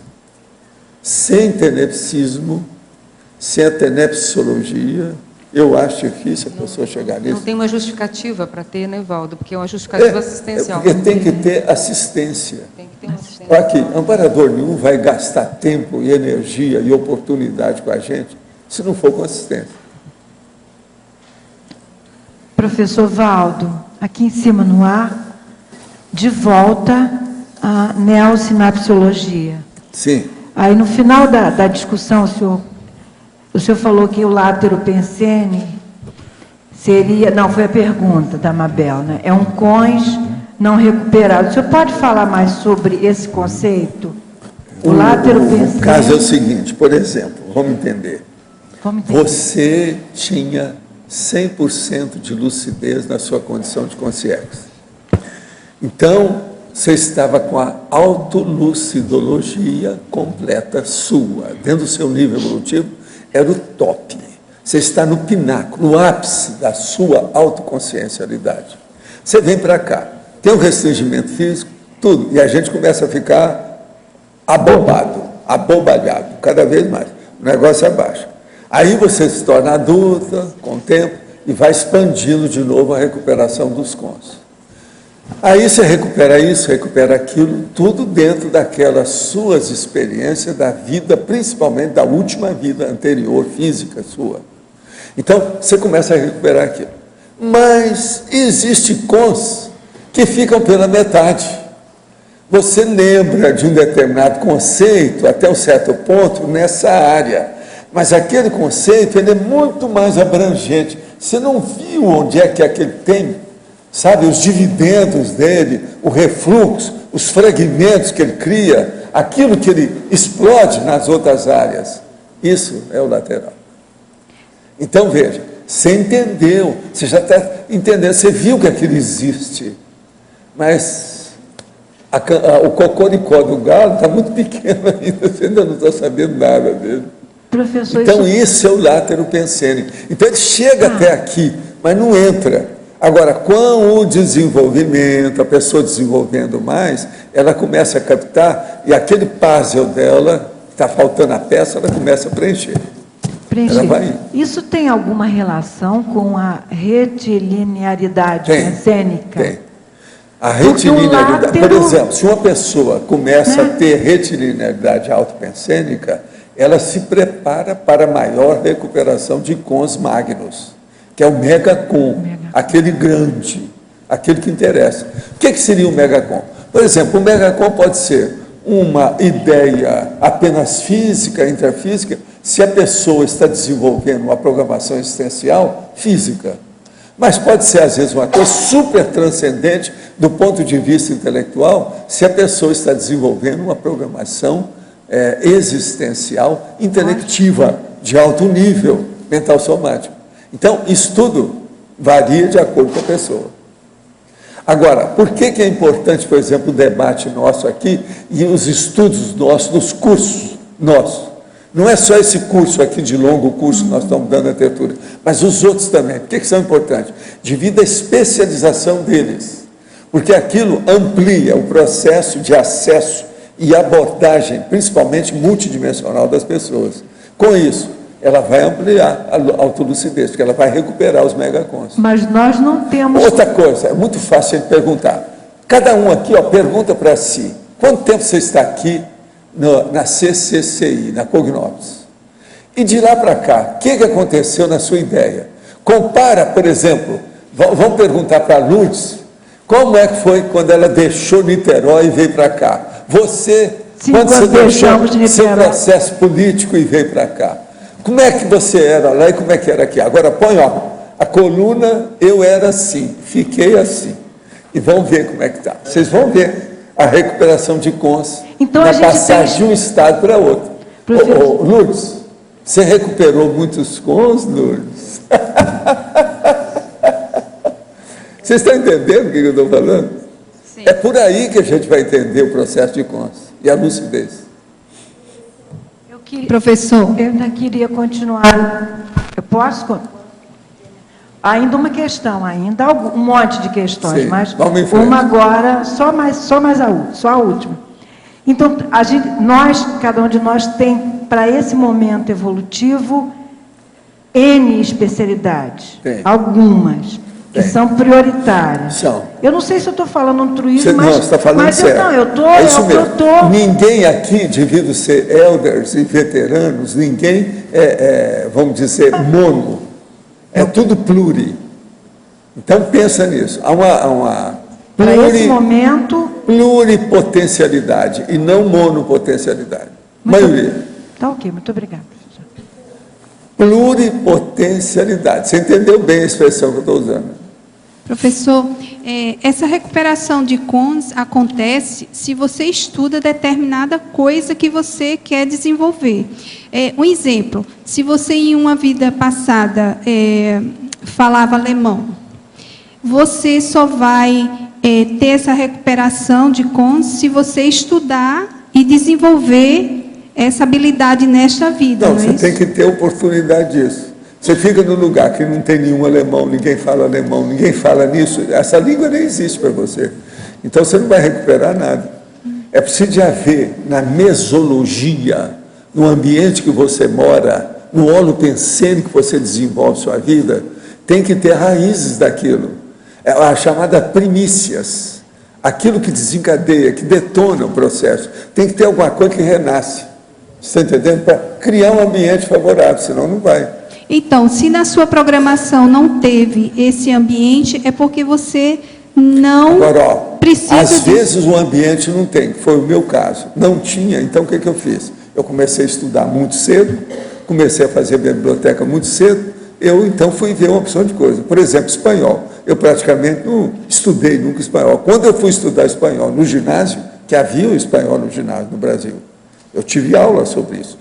Mas quando eu cheguei lá, eu já sabia a língua totalmente, já traduzia, já lia, já falava, tudo isso por mim. Eu nasci sabendo espanhol. Entendeu o que quer dizer? Então, isso por quê? Porque eu desenvolvi através da leitura, desde pequeno, junto com a minha mãe, que era professora. Estou dando um exemplo para você como é que é o processo de recuperação. Então, isso é uma coisa que eu sei. Eu nunca tive problema com isso. Agora, as pessoas mesmo que, quando me viram a primeira vez, falaram, eu não entendo por que é aquilo. O Valdo é espontâneo nisso, mas esquisito, porque na família dele não tem nada da Espanha. Por que é isso? Agora, veja, na hora que vão fazer uma viagem para a Argentina, se for procurar quem é que seria o intérprete dos ministros do Perón. Foram olhar, não tinha ninguém, não, só tem o Valdo. Mas o Valdo, ele nem é acadêmico do nosso nível, como é que ele vai? Ele sabe mais espanhol do que todo mundo aqui, vai ser o intérprete. Acabou. Lá fui eu, naquele aviãozão enorme, então, junto com o povo, o mais novo da paróquia, e mandando o povo todo, porque eu que estou administrando o processo, 16 acadêmicos. Valdo, todo mundo entupiu a boca depois. Qual é o papel da simulcognição dentro da pangrafia? Como é que é simulcognição dentro da pangrafia. Como que é? É sinônimo, é parte? Não, faz parte. Agora, ó, a simulcognição, ela de qualquer maneira, você não pode fugir disso, porque os fenômenos se concentram. Na hora que eles se concentram, quase sempre é no mesmo tempo, para um enriquecer o outro. Então, aquilo se encaixa. É como se fosse uma roda simples que se tornou complexa. Então, o denteamento dela se ampliou. Mas o que tem de diferente entre a concomitância da simulcognição e na pangrafia? É a sofisticação da outra que é maior? Não, é o número e a qualificação das ocorrências. A qualificação. Que é isso aí que a gente tem que ver, porque o negócio Professor. Aqui no B, sobre a pangrafia, você falou que tem uma ordem, né? De a pessoa aprimorar, né? Tem que fazer o estado vibracional, o TENEPS. E quando esses fenômenos começam a ocorrer, que nem no meu caso, né? Psicofonia, simulcognição, antes desse processo do EV, por exemplo, que eu não domino ainda o estado vibracional, nem faço TENEPS. Isso eu disse que a pangrafia ela vem para assistir, certo? Tudo que você desenvolve parapsiquicamente é a mini peça do Max Mecanismo. Tem que fazer assistência. Se não faz, eles não ajudam você a desenvolver, porque não tem interesse. Vai ajudar para quê? Não, então, para não criar nenhum efeito? Não, eu entendi, mas o que eu estou perguntando é o seguinte, no meu caso, a psicofonia e a simulcognição eu tenho desde moleque, né? E por que isso já veio para mim, quer dizer, nesse caminho da assistência? Veio, mas de uma maneira, às vezes, quando vem, muito de tacon, é taconístico, isso não é muito primário, né? É coisa do passado da gente. Aí o desenvolvimento... A gente mexe com esse negócio de tacon desde a época das pitchas. Então, isso aí é muito primário. Aí o estado vibracional e a TENEPS que vai colocar no caminho. Por isso que a gente tem essas técnicas bem definidas e sérias. Nós não levamos ninguém no bico, a gente aqui fala tudo na cara. É a fratura exposta e soco na cara. Então, por exemplo, as técnicas que nós usamos são tudo com detalhe. Começa, tem princípio, meio e fim, tem lógica, a gente debate o processo. Agora, por exemplo, na pangrafia, uma coisa das mais sérias que tem, mas isso é só a pessoa que vai ver quando ela for fazer, é justamente euforia. A euforia pode atrapalhar a pessoa totalmente. A hora que ela começa a ver um fato e ver o fenômeno que vem, e aquilo aumenta o conceito que ela tem, que ela está desenvolvendo, vem o outro, ela fica eufórica. Entendeu? É um perigo isso. Ela tem que permanecer o mais possível equilibrada, tendo divisão de atenção, quer dizer, atenção dividida, enfim, bater todos os tambores, etc., como é que é? Tem o controle da situação, né? Tudo simultaneamente, não deixar nada. O pé, a língua, o nariz, a orelha, o dedo, tudo que ela puder. E ela vai fazendo a convergência, a aglutinação daquilo. E não pode ter processo de emoção muito forte. Porque senão paralisa tudo, é a maior frustração. A hora que está o negócio que juntou tudo, e a pouco aquilo vai, puff, igual a bolha de sabão, sumiu tudo, pronto, você perdeu toda. Agora, a euforia aí no caso é péssima. É só prejudica. Você entendeu, né? Quer dizer, porque o negócio simplesmente é impressionante. Você está procurando um conceito, desenvolver aquele conceito. Chega uma pessoa e fala para você, já é uma grande conquista, um conceito. Agora, pense bem, a hora que chega 6 conceitos, cada um diferente do outro e cada um enriquecendo-os demais. É uma loucura, isso não adianta a gente tentar explicar para vocês, não. Esse negócio tem que viver. É aquilo que a gente fala, por exemplo, isso é igual ao cosmoconsciência, porque a pangrafia já está caminhando para a cosmoconsciência. Cosmoconsciência não adianta falar muito, a pessoa tem que vivenciar aquilo, para ela entender, alcançar o processo teaticamente. Agora, a pangrafia já é o início disso, é muito difícil de expor. Tem que ver. Entende? Por quê? Vamos supor, só para você ter uma ideia de como é isso. Você tem a clarividência. A clarividência, vocês vão ver lá no livro do Rodrigo, é uma coisa complexa, um fenômeno complexo, tem de tudo. Você pode ter uma clarividência que você vê aqui, ó, na face dela, a alteração de alguém que você conhece, vem e plasma devido à ectoplasmia. Isso é uma coisa. Agora, por exemplo, naquela hora mesmo, vem um processo ali que aparece uma outra consciência de lado, que você vê direitinho a situação, dando um recado para você. E ela mexe com os lábios, de tal maneira que, na linguagem labial, você está entendendo tudo que ela está falando. Aí, na mesma hora, você sente aqui perto de você um amparador que te dá um para-banho de energia, daqueles levanta, você está entendendo? Montanha. Então, você vê aquilo tudo, amplia a sua consciência, você começa a ver. Aí você vê quem é aquela consciência que apareceu, a outra, e esse que está aqui. Aí você lembra, isso aí é que estava... Esses 3 são daquele contexto, daquele episódio. E o negócio vai, o negócio é um tal de puxar. Você está entendendo? É uma loucura a hora que chega aquele nível. Agora, às vezes você não quer perder, aí que entra o negócio da grafia. Você não quer perder aquilo, você tem que registrar, tem que olhar os detalhes, não tem jeito. Quando acaba aí, o ideal mesmo é registrar, não tem outra saída, que é a melhor coisa que a pessoa faz. Agora, por exemplo, os meus conceitos, até hoje, quando eu vou escrever, eu às vezes passo pela pangrafia. Se vem a pangrafia, abrir o caminho, eu já não tenho mais problema, fica tudo mais fácil. A dificuldade diminui, entende? Por quê? Eu aí já não sou um autor sozinho, eu estou com uma série de coautores dentro dos fenômenos, que estão me ajudando a desempenhar o esclarecimento daquilo, clarear a situação da ideia. Professor. Você entendeu mais ou menos o que é?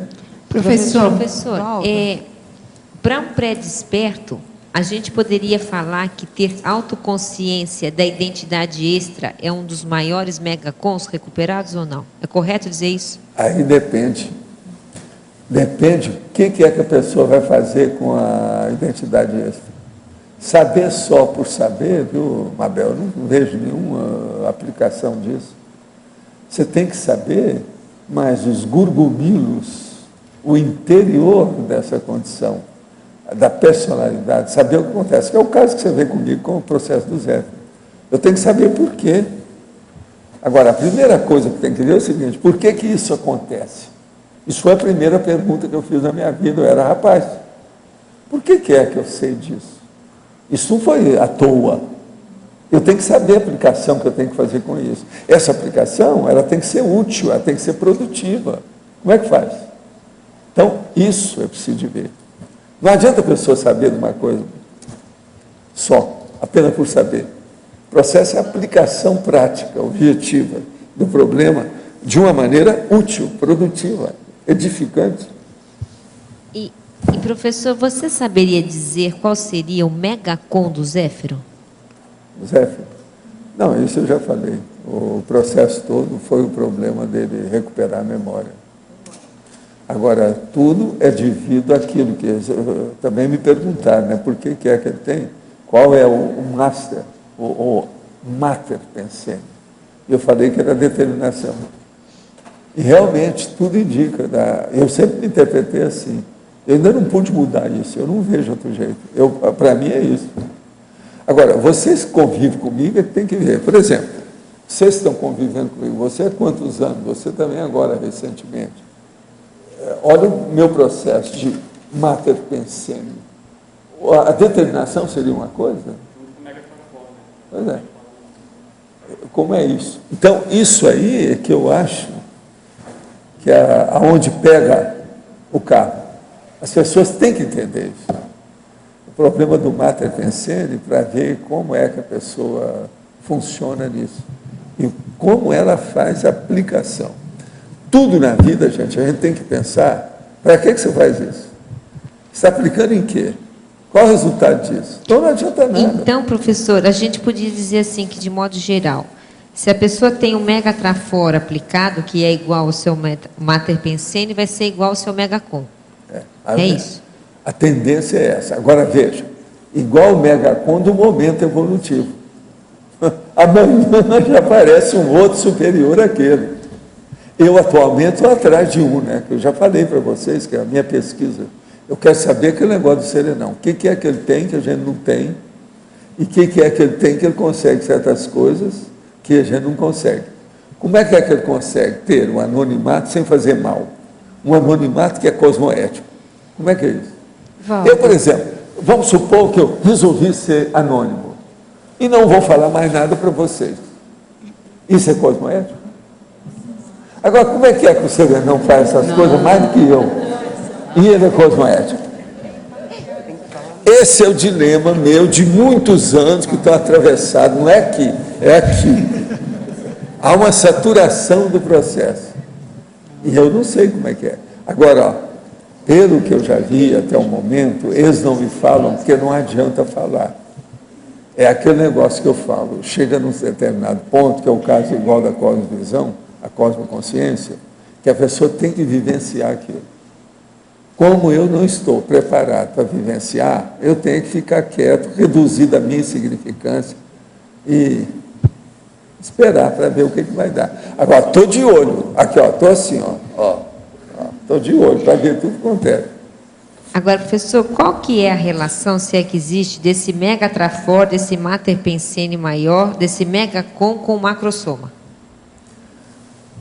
O macrosoma, ele potencializa essa reunião de fatores positivos. Agora, no caso, potencializa em quê? Na manifestação física e somática, que é aquilo que eu falei. No meu caso, eu estou desconfiado que o meu problema maior é de regeneração, que é muito estranho meus processos de regeneração. Eu que estudei isso tudo e vi o processo de fisiologia junto com a patologia, a anatomia, eu vejo que isso tem. E no povo que eu estudei, macrosoma, problema de regeneração é uma coisa séria. Muito séria. Outra coisa séria. Aquele caso do homem que estava para morrer, isso eu nunca pude esquecer, que estava lá na enfermaria, que a gente estava tratando dele. Depois nós tivemos uma sessão lá, do Centro da Consciência Contínua, que eu cedi energia de uma tal maneira que foi a parte neurológica para ajudar a cabeça dele, porque ele precisava de viver mais tempo um pouco, para resolver uns casos, que era muita gente envolvida com ele. E a gente conseguiu isso. E eu fui para a cama no sábado, só levantei na terça-feira de manhã. Aquilo tinha ectoplasma, neuroectoplasma da minha situação, e eu tinha que me carregar como se estivesse carregando óvulo, né? Aqueles dias, para não ter excesso, para não criar nenhuma ruptura nos meus problemas. Isso pode dar, né? Pode dar um AVC, pode dar um monte de coisa nisso aí.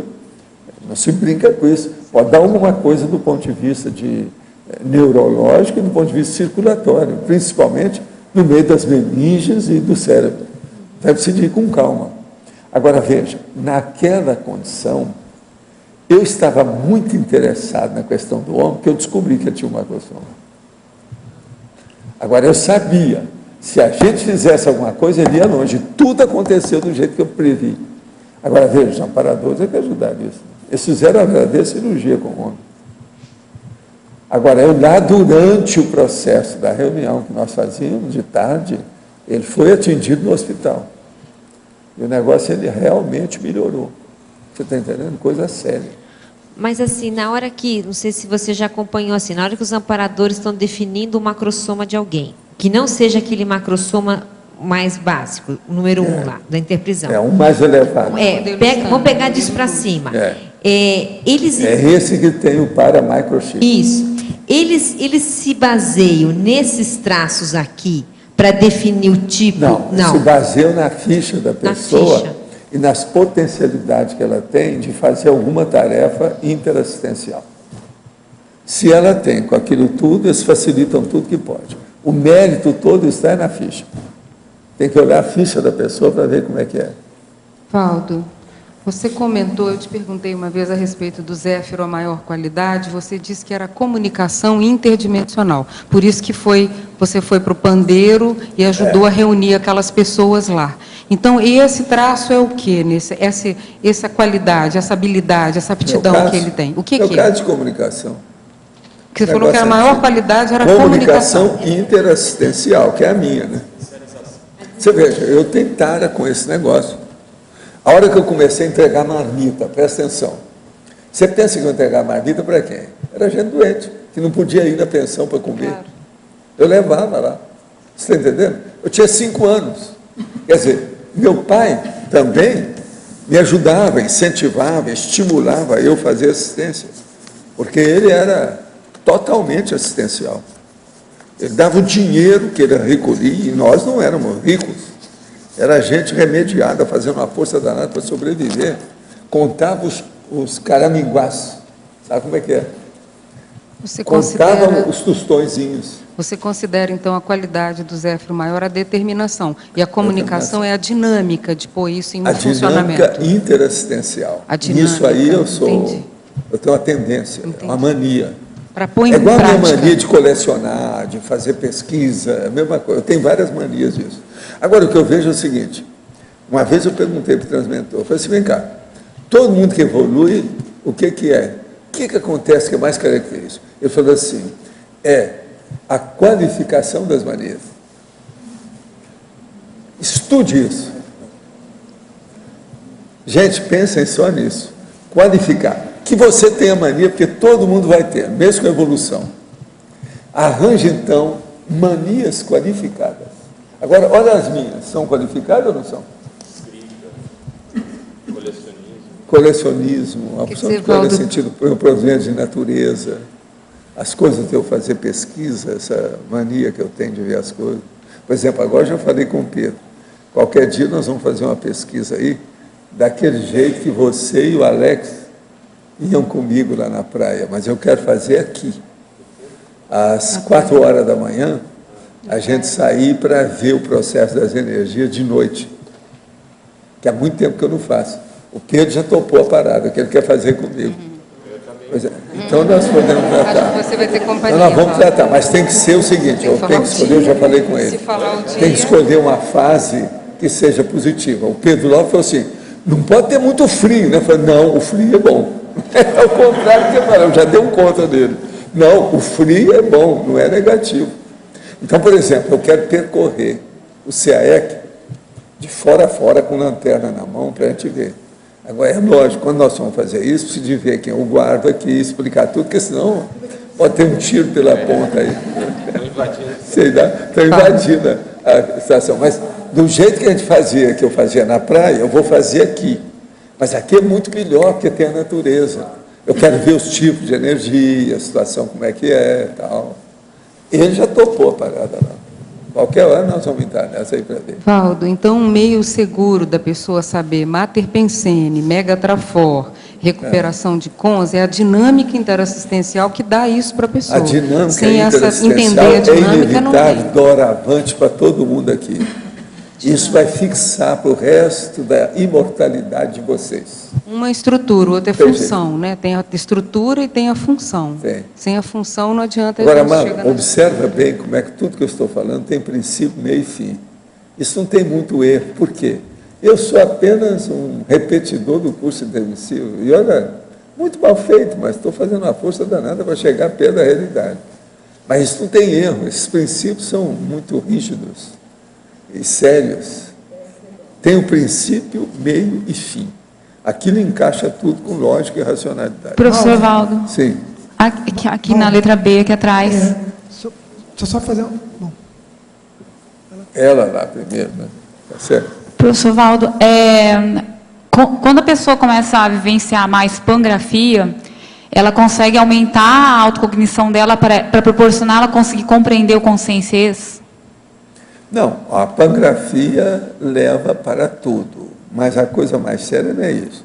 Predispõe a pessoa para ter o início da cosmoconsciência. Com a cosmoconsciência mais tarde é que ela vai ter noção do que é o consciência maior, que ela vai usar o consciência. Entende? Aí a coisa muda de figura. Vamos supor que numa condição dessa, ela de vez em quando tem uma projeção consciente. Ela já vai agir de maneira diferente. As reações que ela vai ter como consci projetada são totalmente diferentes das anteriores dela. Você está entendendo? Uma coisa prepara a outra. Isso é uma corrente de evolução, de progressão. A pessoa vai se desenvolvendo pouco a pouco. E tem um elo que segura o outro, depende do outro. Sempre tem uma na frente. O caminho é esse. Valdo, na contrapologia...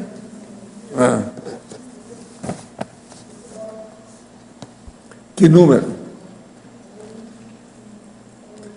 Qual o número que tem? Fala alto aí que eu escuto.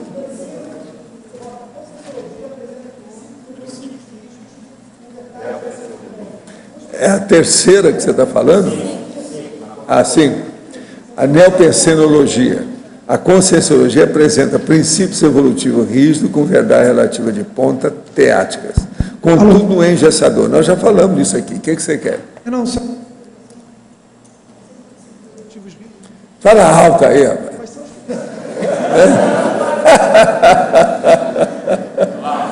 Tá bravo, hein? Ah, não. Dê um socorro aí, ó. Socorro. Então, quais são os princípios evolutivos rígidos? Princípios evolutivos rígidos? É essa a maioria que tem aqui nós, da conscienciologia, esse que nós falamos. Por exemplo, inseparabilidade grupo kármica. Esse é um deles. Você não perde ninguém. Então não adianta você brigar com os outros, que vai continuar junto.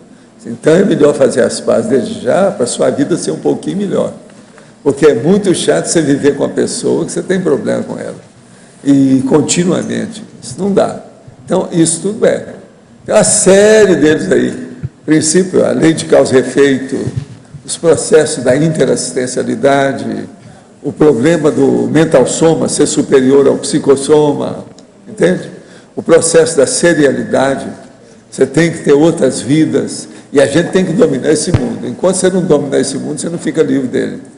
A hora que você dominar, você cai fora. É assim.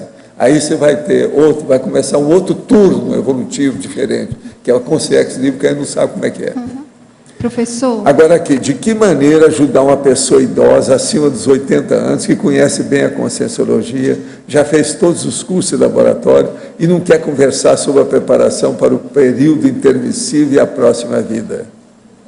Aí tem que ver por quê, né? De qualquer maneira, a pessoa não está falando de mim, porque eu quero falar. Eu tenho 80 anos, conheço bem a conscienciologia, já fiz todos os cursos de laboratório, mas não sou eu, porque eu quero falar. De modo que eu me senti muito aliviado. Olha comigo, não sou eu. O caso todo é o seguinte. Mas não é certo, aqui não era para desconfiar, o negócio está caminhando tudo aqui para mim. Aí, mas no fim eu vi que não era eu. Mas então a primeira coisa que você tem que fazer é o seguinte: dê exemplo para essa pessoa. E uma coisa boa, talvez, é o seguinte: olhem alguns dos livros da conscienciologia, determinados macetes, certas ideias que tem, que ajudam a você esclarecer a pessoa que vive com você. Isso também pode ajudar muito.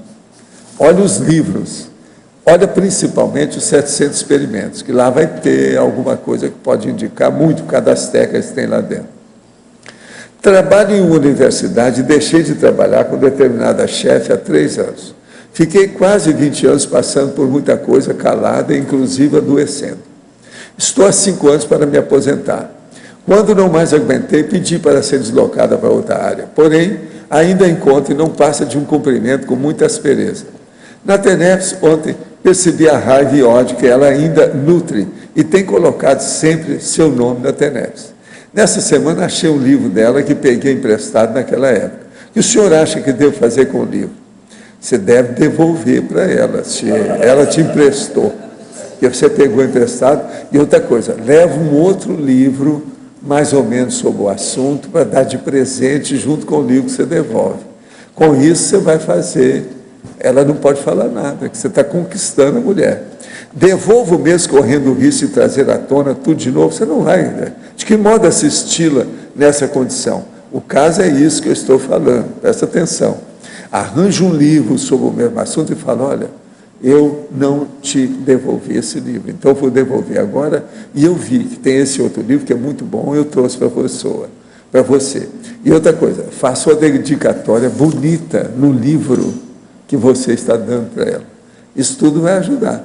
Você vai desmontar o ódio dela, porque uma pessoa que recebe um presente assim positivo, como é que ela vai combater isso? Que interesse que a outra pessoa tem? Não tem jeito. Dediquei-me à Conscienciologia desde meus 21 anos, voluntariando e dando aulas. Hoje vejo que preciso dar um upgrade na questão profissional, inclusive com mestrado e doutorado. Muito bom. Quem tem Max Proex, vale a pena, mesmo na fase executiva, investir nessa questão, corrigindo essas falhas, ou deve esquecer e dedicar-se mesmo à questão do parapsiquismo mental somático e GESCOM? Olha, eu que te conheço e sei dos acidentes da sua fase preparatória, estou de pleno acordo com o seu mestrado e doutorado. Vai em frente. Na minha condição de seu avô dedicado, vale a pena. Essa pessoa eu conheço, que é do nosso povo aqui. E eu sei que ela chegou aqui toda há muitos anos e aconteceu tanto altos e baixos com ela cheia de muita tolice, muita bobagem. Já está superando tudo agora. Então é a hora. Você vai entrar no mestrado e no doutorado com alguns anos de atraso, mas ainda tem chance, né? Todo mundo está vivendo 100 anos. Você ainda é moça, não tem nada.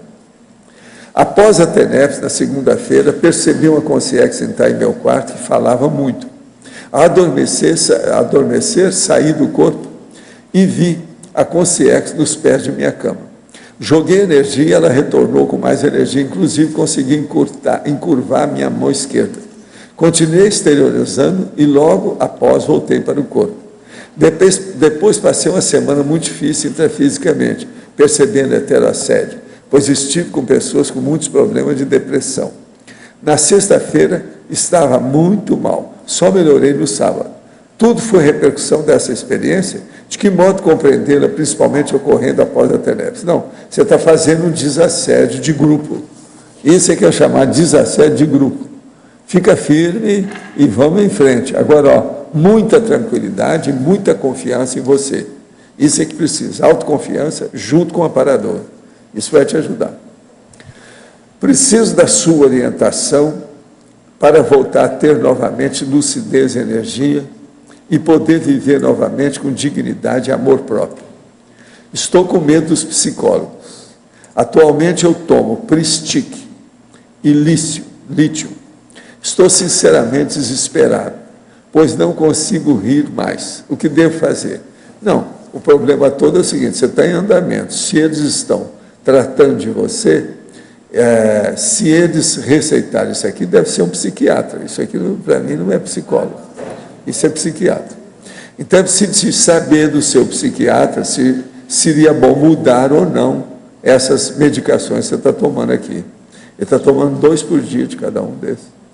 Então, seria bom você recorrer ao psiquiatra e tenha confiança no que ele falar para você. Siga o que ele está falando. Agora, isso às vezes é fase. Você pode mudar totalmente, vai mudar tudo, não tem nada não. É pelas fases. Tenha confiança e pensamento positivo. Eu penso que E eu vou colocar você aqui no nosso trabalho. Eu vou olhar isso aí com calma. Por sinal, eu acho que eu já conheço o nome dele, já sei bem como é que Professor é. Valdo, Sim. professor, aqui no ar. Aqui, professor. Voltando ao assunto da pangrafia, o senhor colocou que vem muitas informações e ideias. O senhor aplica alguma técnica para não perder nenhuma dessas informações quando for registrar? Uma só, é fazer a confluência para o megafoco. Tudo que eu vejo, vamos enriquecer o megafoco. Então, eu amplio a minha noção daquilo que eu estou pesquisando. É o megafoco. É a essência, o cerne, a ideia núcleo. Tudo que eu posso para ampliar aquilo, eu ponho em andamento. Isso ajuda. Professor, agora, sempre enriquece demais aquilo que a gente faz. Ainda na pangrafia, sim, queria saber o seguinte, é possível a pessoa ter experiências pangráficas e achar que foi apenas extrapolacionismo? Tudo é possível, né? O que tem na natureza humana de besteira não está no gibi. Tudo é possível. A pessoa interpreta mal, ela viu o lado pior da coisa, tem uma série de condições. Outra coisa, o fenômeno da pangrafia, ele é muito assim, composto, complexo, sofisticado. Então, isso aí, às vezes, pode complicar uma pessoa que não está habituada com um processo mais denso de experiência. Então, é preciso de dar um desconto também. Agora, uma coisa que eu acho, no caso desse, que é muito importante, viu, Isabel, é a pessoa pensar, se está havendo vários fenômenos simultâneos, que aquilo está havendo para ajudar o que a pessoa está fazendo. Então, aquilo é para ajudar você. Então, a primeira coisa, pense positivo a respeito do assunto. E quando começa a ocorrer isso, qual é a periodicidade com que a frequência com que a pangrafia se instala, digamos? Isso pode ocorrer intensamente durante uma fase muito forte. Tudo é possível. Mas, olha, eles não prejudicam a pessoa. Não, eu sei. Aquilo ocorre e a pessoa mantendo e expandindo a lucidez dela cada vez mais. Professor. Pangrafia, às vezes, eu começava a falar nisso, tinha gente que achava que isso é impossível. Está entendendo? Mas não é. O fenômeno realmente é extraordinário. Eu tenho a impressão que isso ocorre mais dentro do serenário, tem muitos relatos de pessoas que teve vivência. Lá é o local ideal para isso. O outro local ideal é a técnica da autorreflexão de 5 horas. Porque o teleguiamento explícito quase é audível. Tem vários fenômenos que ocorrem simultaneamente dentro do serenário. Eu tenho a impressão que... O serenário predispõe o processo. Exatamente. Isso é verdade. Professor, aqui no ar, só tirar uma dúvida. No caso da identidade extra, por exemplo, nessas vidas que o senhor teve até agora, sempre que o senhor dessoma, assume a situação do Zéfiro ou não? Como é que eu não entendi isso? Quando o senhor, nessas vidas, a sua identidade extra era o Zéfiro. Sim. É isso? E daí? Então, isso que eu quero saber. Existe a possibilidade de a pessoa alterar essa identidade extra para frente, por exemplo? Não, eu não penso nisso. Não fui eu que criei. Tá. Então eu sigo aquilo que acontece, eu danço conforme o ritmo da música. Não, porque, por exemplo, a senhora vem a dessomar agora, essa personalidade do Valdo Vieira... Tem um monte de gente que vai procurar o Valdo. Então, isso que eu estou falando, ela pode sobressair e eu agora... vou atender como Valdo. Agora, depois eu vou encontrar com meus amigos. Então, todo mundo é Zeferino. Que a tendência é essa, né? A tendência é ser mais Valdo agora do que talvez o Zéfiro, pelo trabalho. O problema é esse, depende do... Você dança conforme a música. Da torcida. Uma outra coisa, tem certos lugares que você, depois de você dessomar, você vai ver. Você vai encontrar com várias pessoas que cada um vai te chamar com um nome diferente, que são vidas diferentes que você teve com ele. Isso é inevitável. Extrafisicamente, você tem que lembrar que a maioria das pessoas começa a ter muita lucidez, a expansão do processo mental somático. Isso aí muda tudo, fica tudo mais complexo, mais por atacado, generalista, universalista, tudo cosmovisual. Então a coisa muda. Então, aquela vida que o senhor teve marcante com aquela pessoa, ela vai te chamar por aquilo e a outra por Às vezes outra, é um jeito e outra coisa. Às vezes você também se transfigura, vira aquela pessoa de novo, para ter uma interlocução para ajudar aquela pessoa. Porque ela tem confiança em você. Favorece o processo. A minha mãe me pediu isso. Eu fiz isso várias vezes com o trabalho que ela estava fazendo. Agora, tem um que eu nunca pude esquecer, porque eu mudei totalmente as minhas coisas que eu estava fazendo. Entende? O jeito, a situação, tudo extrafisicamente. Cheguei lá e falei assim, olha, eu sou o fulano. Aí ele lembrou, me deu um abraço, feliz da vida, começou a mudar tudo. O pior da história é que depois eu falei assim, olha, eu tenho que viajar, tenho que sair, não posso ficar aqui. Quer dizer, viajar quer dizer voltar para o corpo. Você está entendendo? Deixei tudo. Era o jeito. Essas viagens extrafísicas são muito engraçadas. Você fala, não, eu tenho que agora desaparecer. Uma temporada, eu tenho um serviço aí. Desaparecimento extrafísico. Tem muitos desses desaparecimentos que são feitos com a consciência, a consciência projetada. Por isso que ela sumiu. Estava na dimensão, daí a pouco sumiu. Cadê? Não sei. Onde foi? Como é que foi? A pessoa voltou para o corpo. No corpo ela é outra personalidade, né? Não é aquela. Então, desapareceu. Tem muito disso. Agora, a gente tem que começar a experimentar essas coisas e começar a ter, vamos dizer, levar isso na rotina, entender que é desse jeito, que não tem jeito de mudar. Se adaptar aos processos e ver como é que isso pode funcionar em favor de todo mundo, dentro da assistência. Você entendeu? Gente, então eu agradeço muito a vocês, hasta amanhã, e os nossos comerciais, por favor. Obrigado. Hoje tivemos 111 assinaturas no livro de presença, 29 perguntas presenciais, 18 perguntas online, 50 votos presenciais e 5 votos online.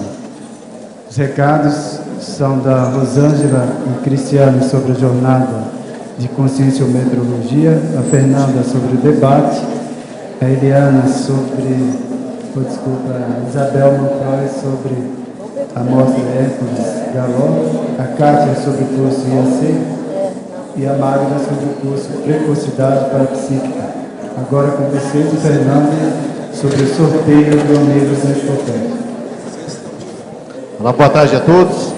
Antes de anunciar aqui o resultado do sorteio mensal do programa Amigos da Enciclopédia, nós queremos informar que hoje nós contamos com 442 amigos da Enciclopédia inscritos, com 462 assinaturas ou cotas e 9 empresas patrocinadoras. Nosso agradecimento a todo esse povo aí que mantém o programa Amigos da Enciclopédia.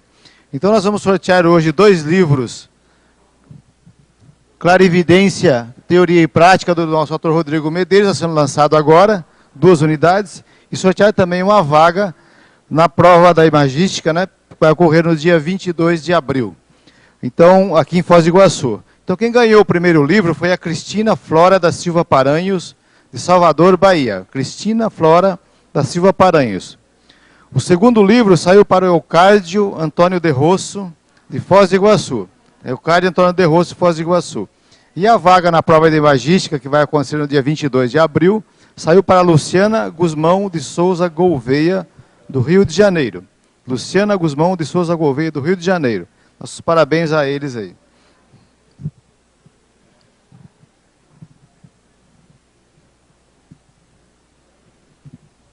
Boa tarde. A Consus convida a todos que têm interesse em aprofundar o entendimento da realidade de si mesmo na condição de consciência poliédrica para a primeira jornada internacional de conscienciometrologia, que acontecerá em Foz do Iguaçu, no Discernimento, de 6 a 8 de julho de 2012. A Cristiane Ferraro irá falar mais sobre sua conferência na jornada. A minha conferência é uma análise conscienciométrica da obra autobiográfica de Wangari Maathai. Então, eu li a obra, que se chama Inabalável, e fiz uma análise a partir dos conceitos chaves da conscienciometria, como trafor, trafar, trafal, e outros conceitos também.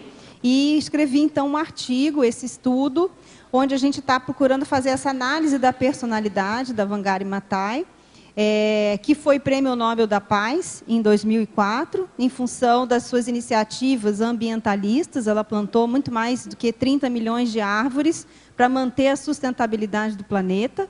Então, é uma personalidade, né, uma líder, mulher, negra, né, foi, enfim, a primeira africana a ganhar o Prêmio Nobel da Paz. Então, eu convido a todos para irem assistir a minha conferência durante a jornada da conscienciometrologia. Mais informações e inscrições na recepção do CAEC, DDD 45 3525 2652 e 3525 1181. Obrigada.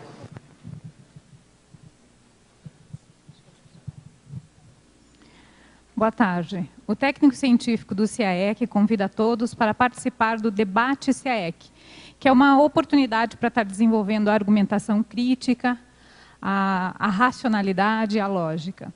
Então, o evento ocorre todos os domingos, das 15 às 17. Hoje à tarde, a pesquisa será Biografologia, com o pesquisador Cícero Schunemann.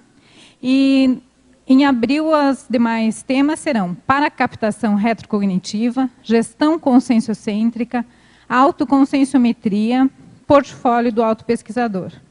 O técnico científico ainda convida todos os pesquisadores da conscienciologia para colocar os seus temas de pesquisa em debate, buscando aí conseguir novos posicionamentos, novas ideias, novas abordagens sobre o seu tema, né?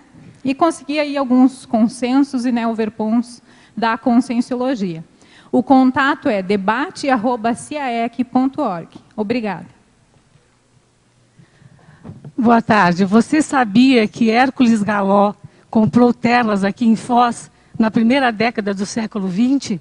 Venha conhecer mais sobre a trajetória deste empreendedor, né, evolutivo, no dia 14 de abril, às 15 horas, na Holoteca. Vai ter coquetel. Por favor, apareçam. Obrigada. Boa tarde a todos. A IAC tem o prazer de convidá-los para o curso do professor Rodrigo Medeiros, que está lançando o novo livro pela Editares, Clarividência, Teoria e Prática. O professor Rodrigo é o diretor atual de educação na IAC. Ele já mora há mais de 15 anos no exterior e já ministrou esse curso em mais de 10 países. O curso vai ser no dia 21 de abril, sábado. É um curso de 6 horas aula. E ele vai estar fazendo o lançamento da obra no dia seguinte, no domingo, dia 22, às 18 horas, no Discernimento. Mais informações, podem me procurar, a professora Verônica, ou também entrar em contato com brasil@iacworld.org. Muito obrigada. Boa tarde. Venho convidá-los a fazer o curso Precocidade Parapsíquica nos dias 28 e 29 de abril, aqui em Foz do Iguaçu, no auditório do Discernimento, com os professores Mário Oliveira e Carla Giuliani. Um dos objetivos desse curso é ajudar a você a entender os indícios do seu contexto pré-ressomático a partir da análise do seu parapsiquismo na infância, da análise do seu nascimento, do período gestacional e entender os possíveis medos ou traumas na infância, que muitas vezes são decorrentes de vidas passadas, como também as marcas, os sinais de nascença, entre outros temas.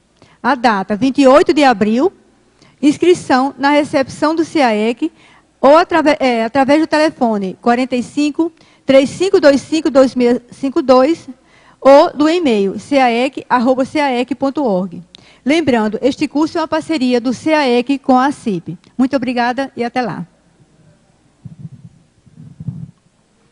E o verbete eleito para amanhã é Paraperceptometria, a especialidade Parapercepciologia. Obrigado pela presença de todos e até amanhã.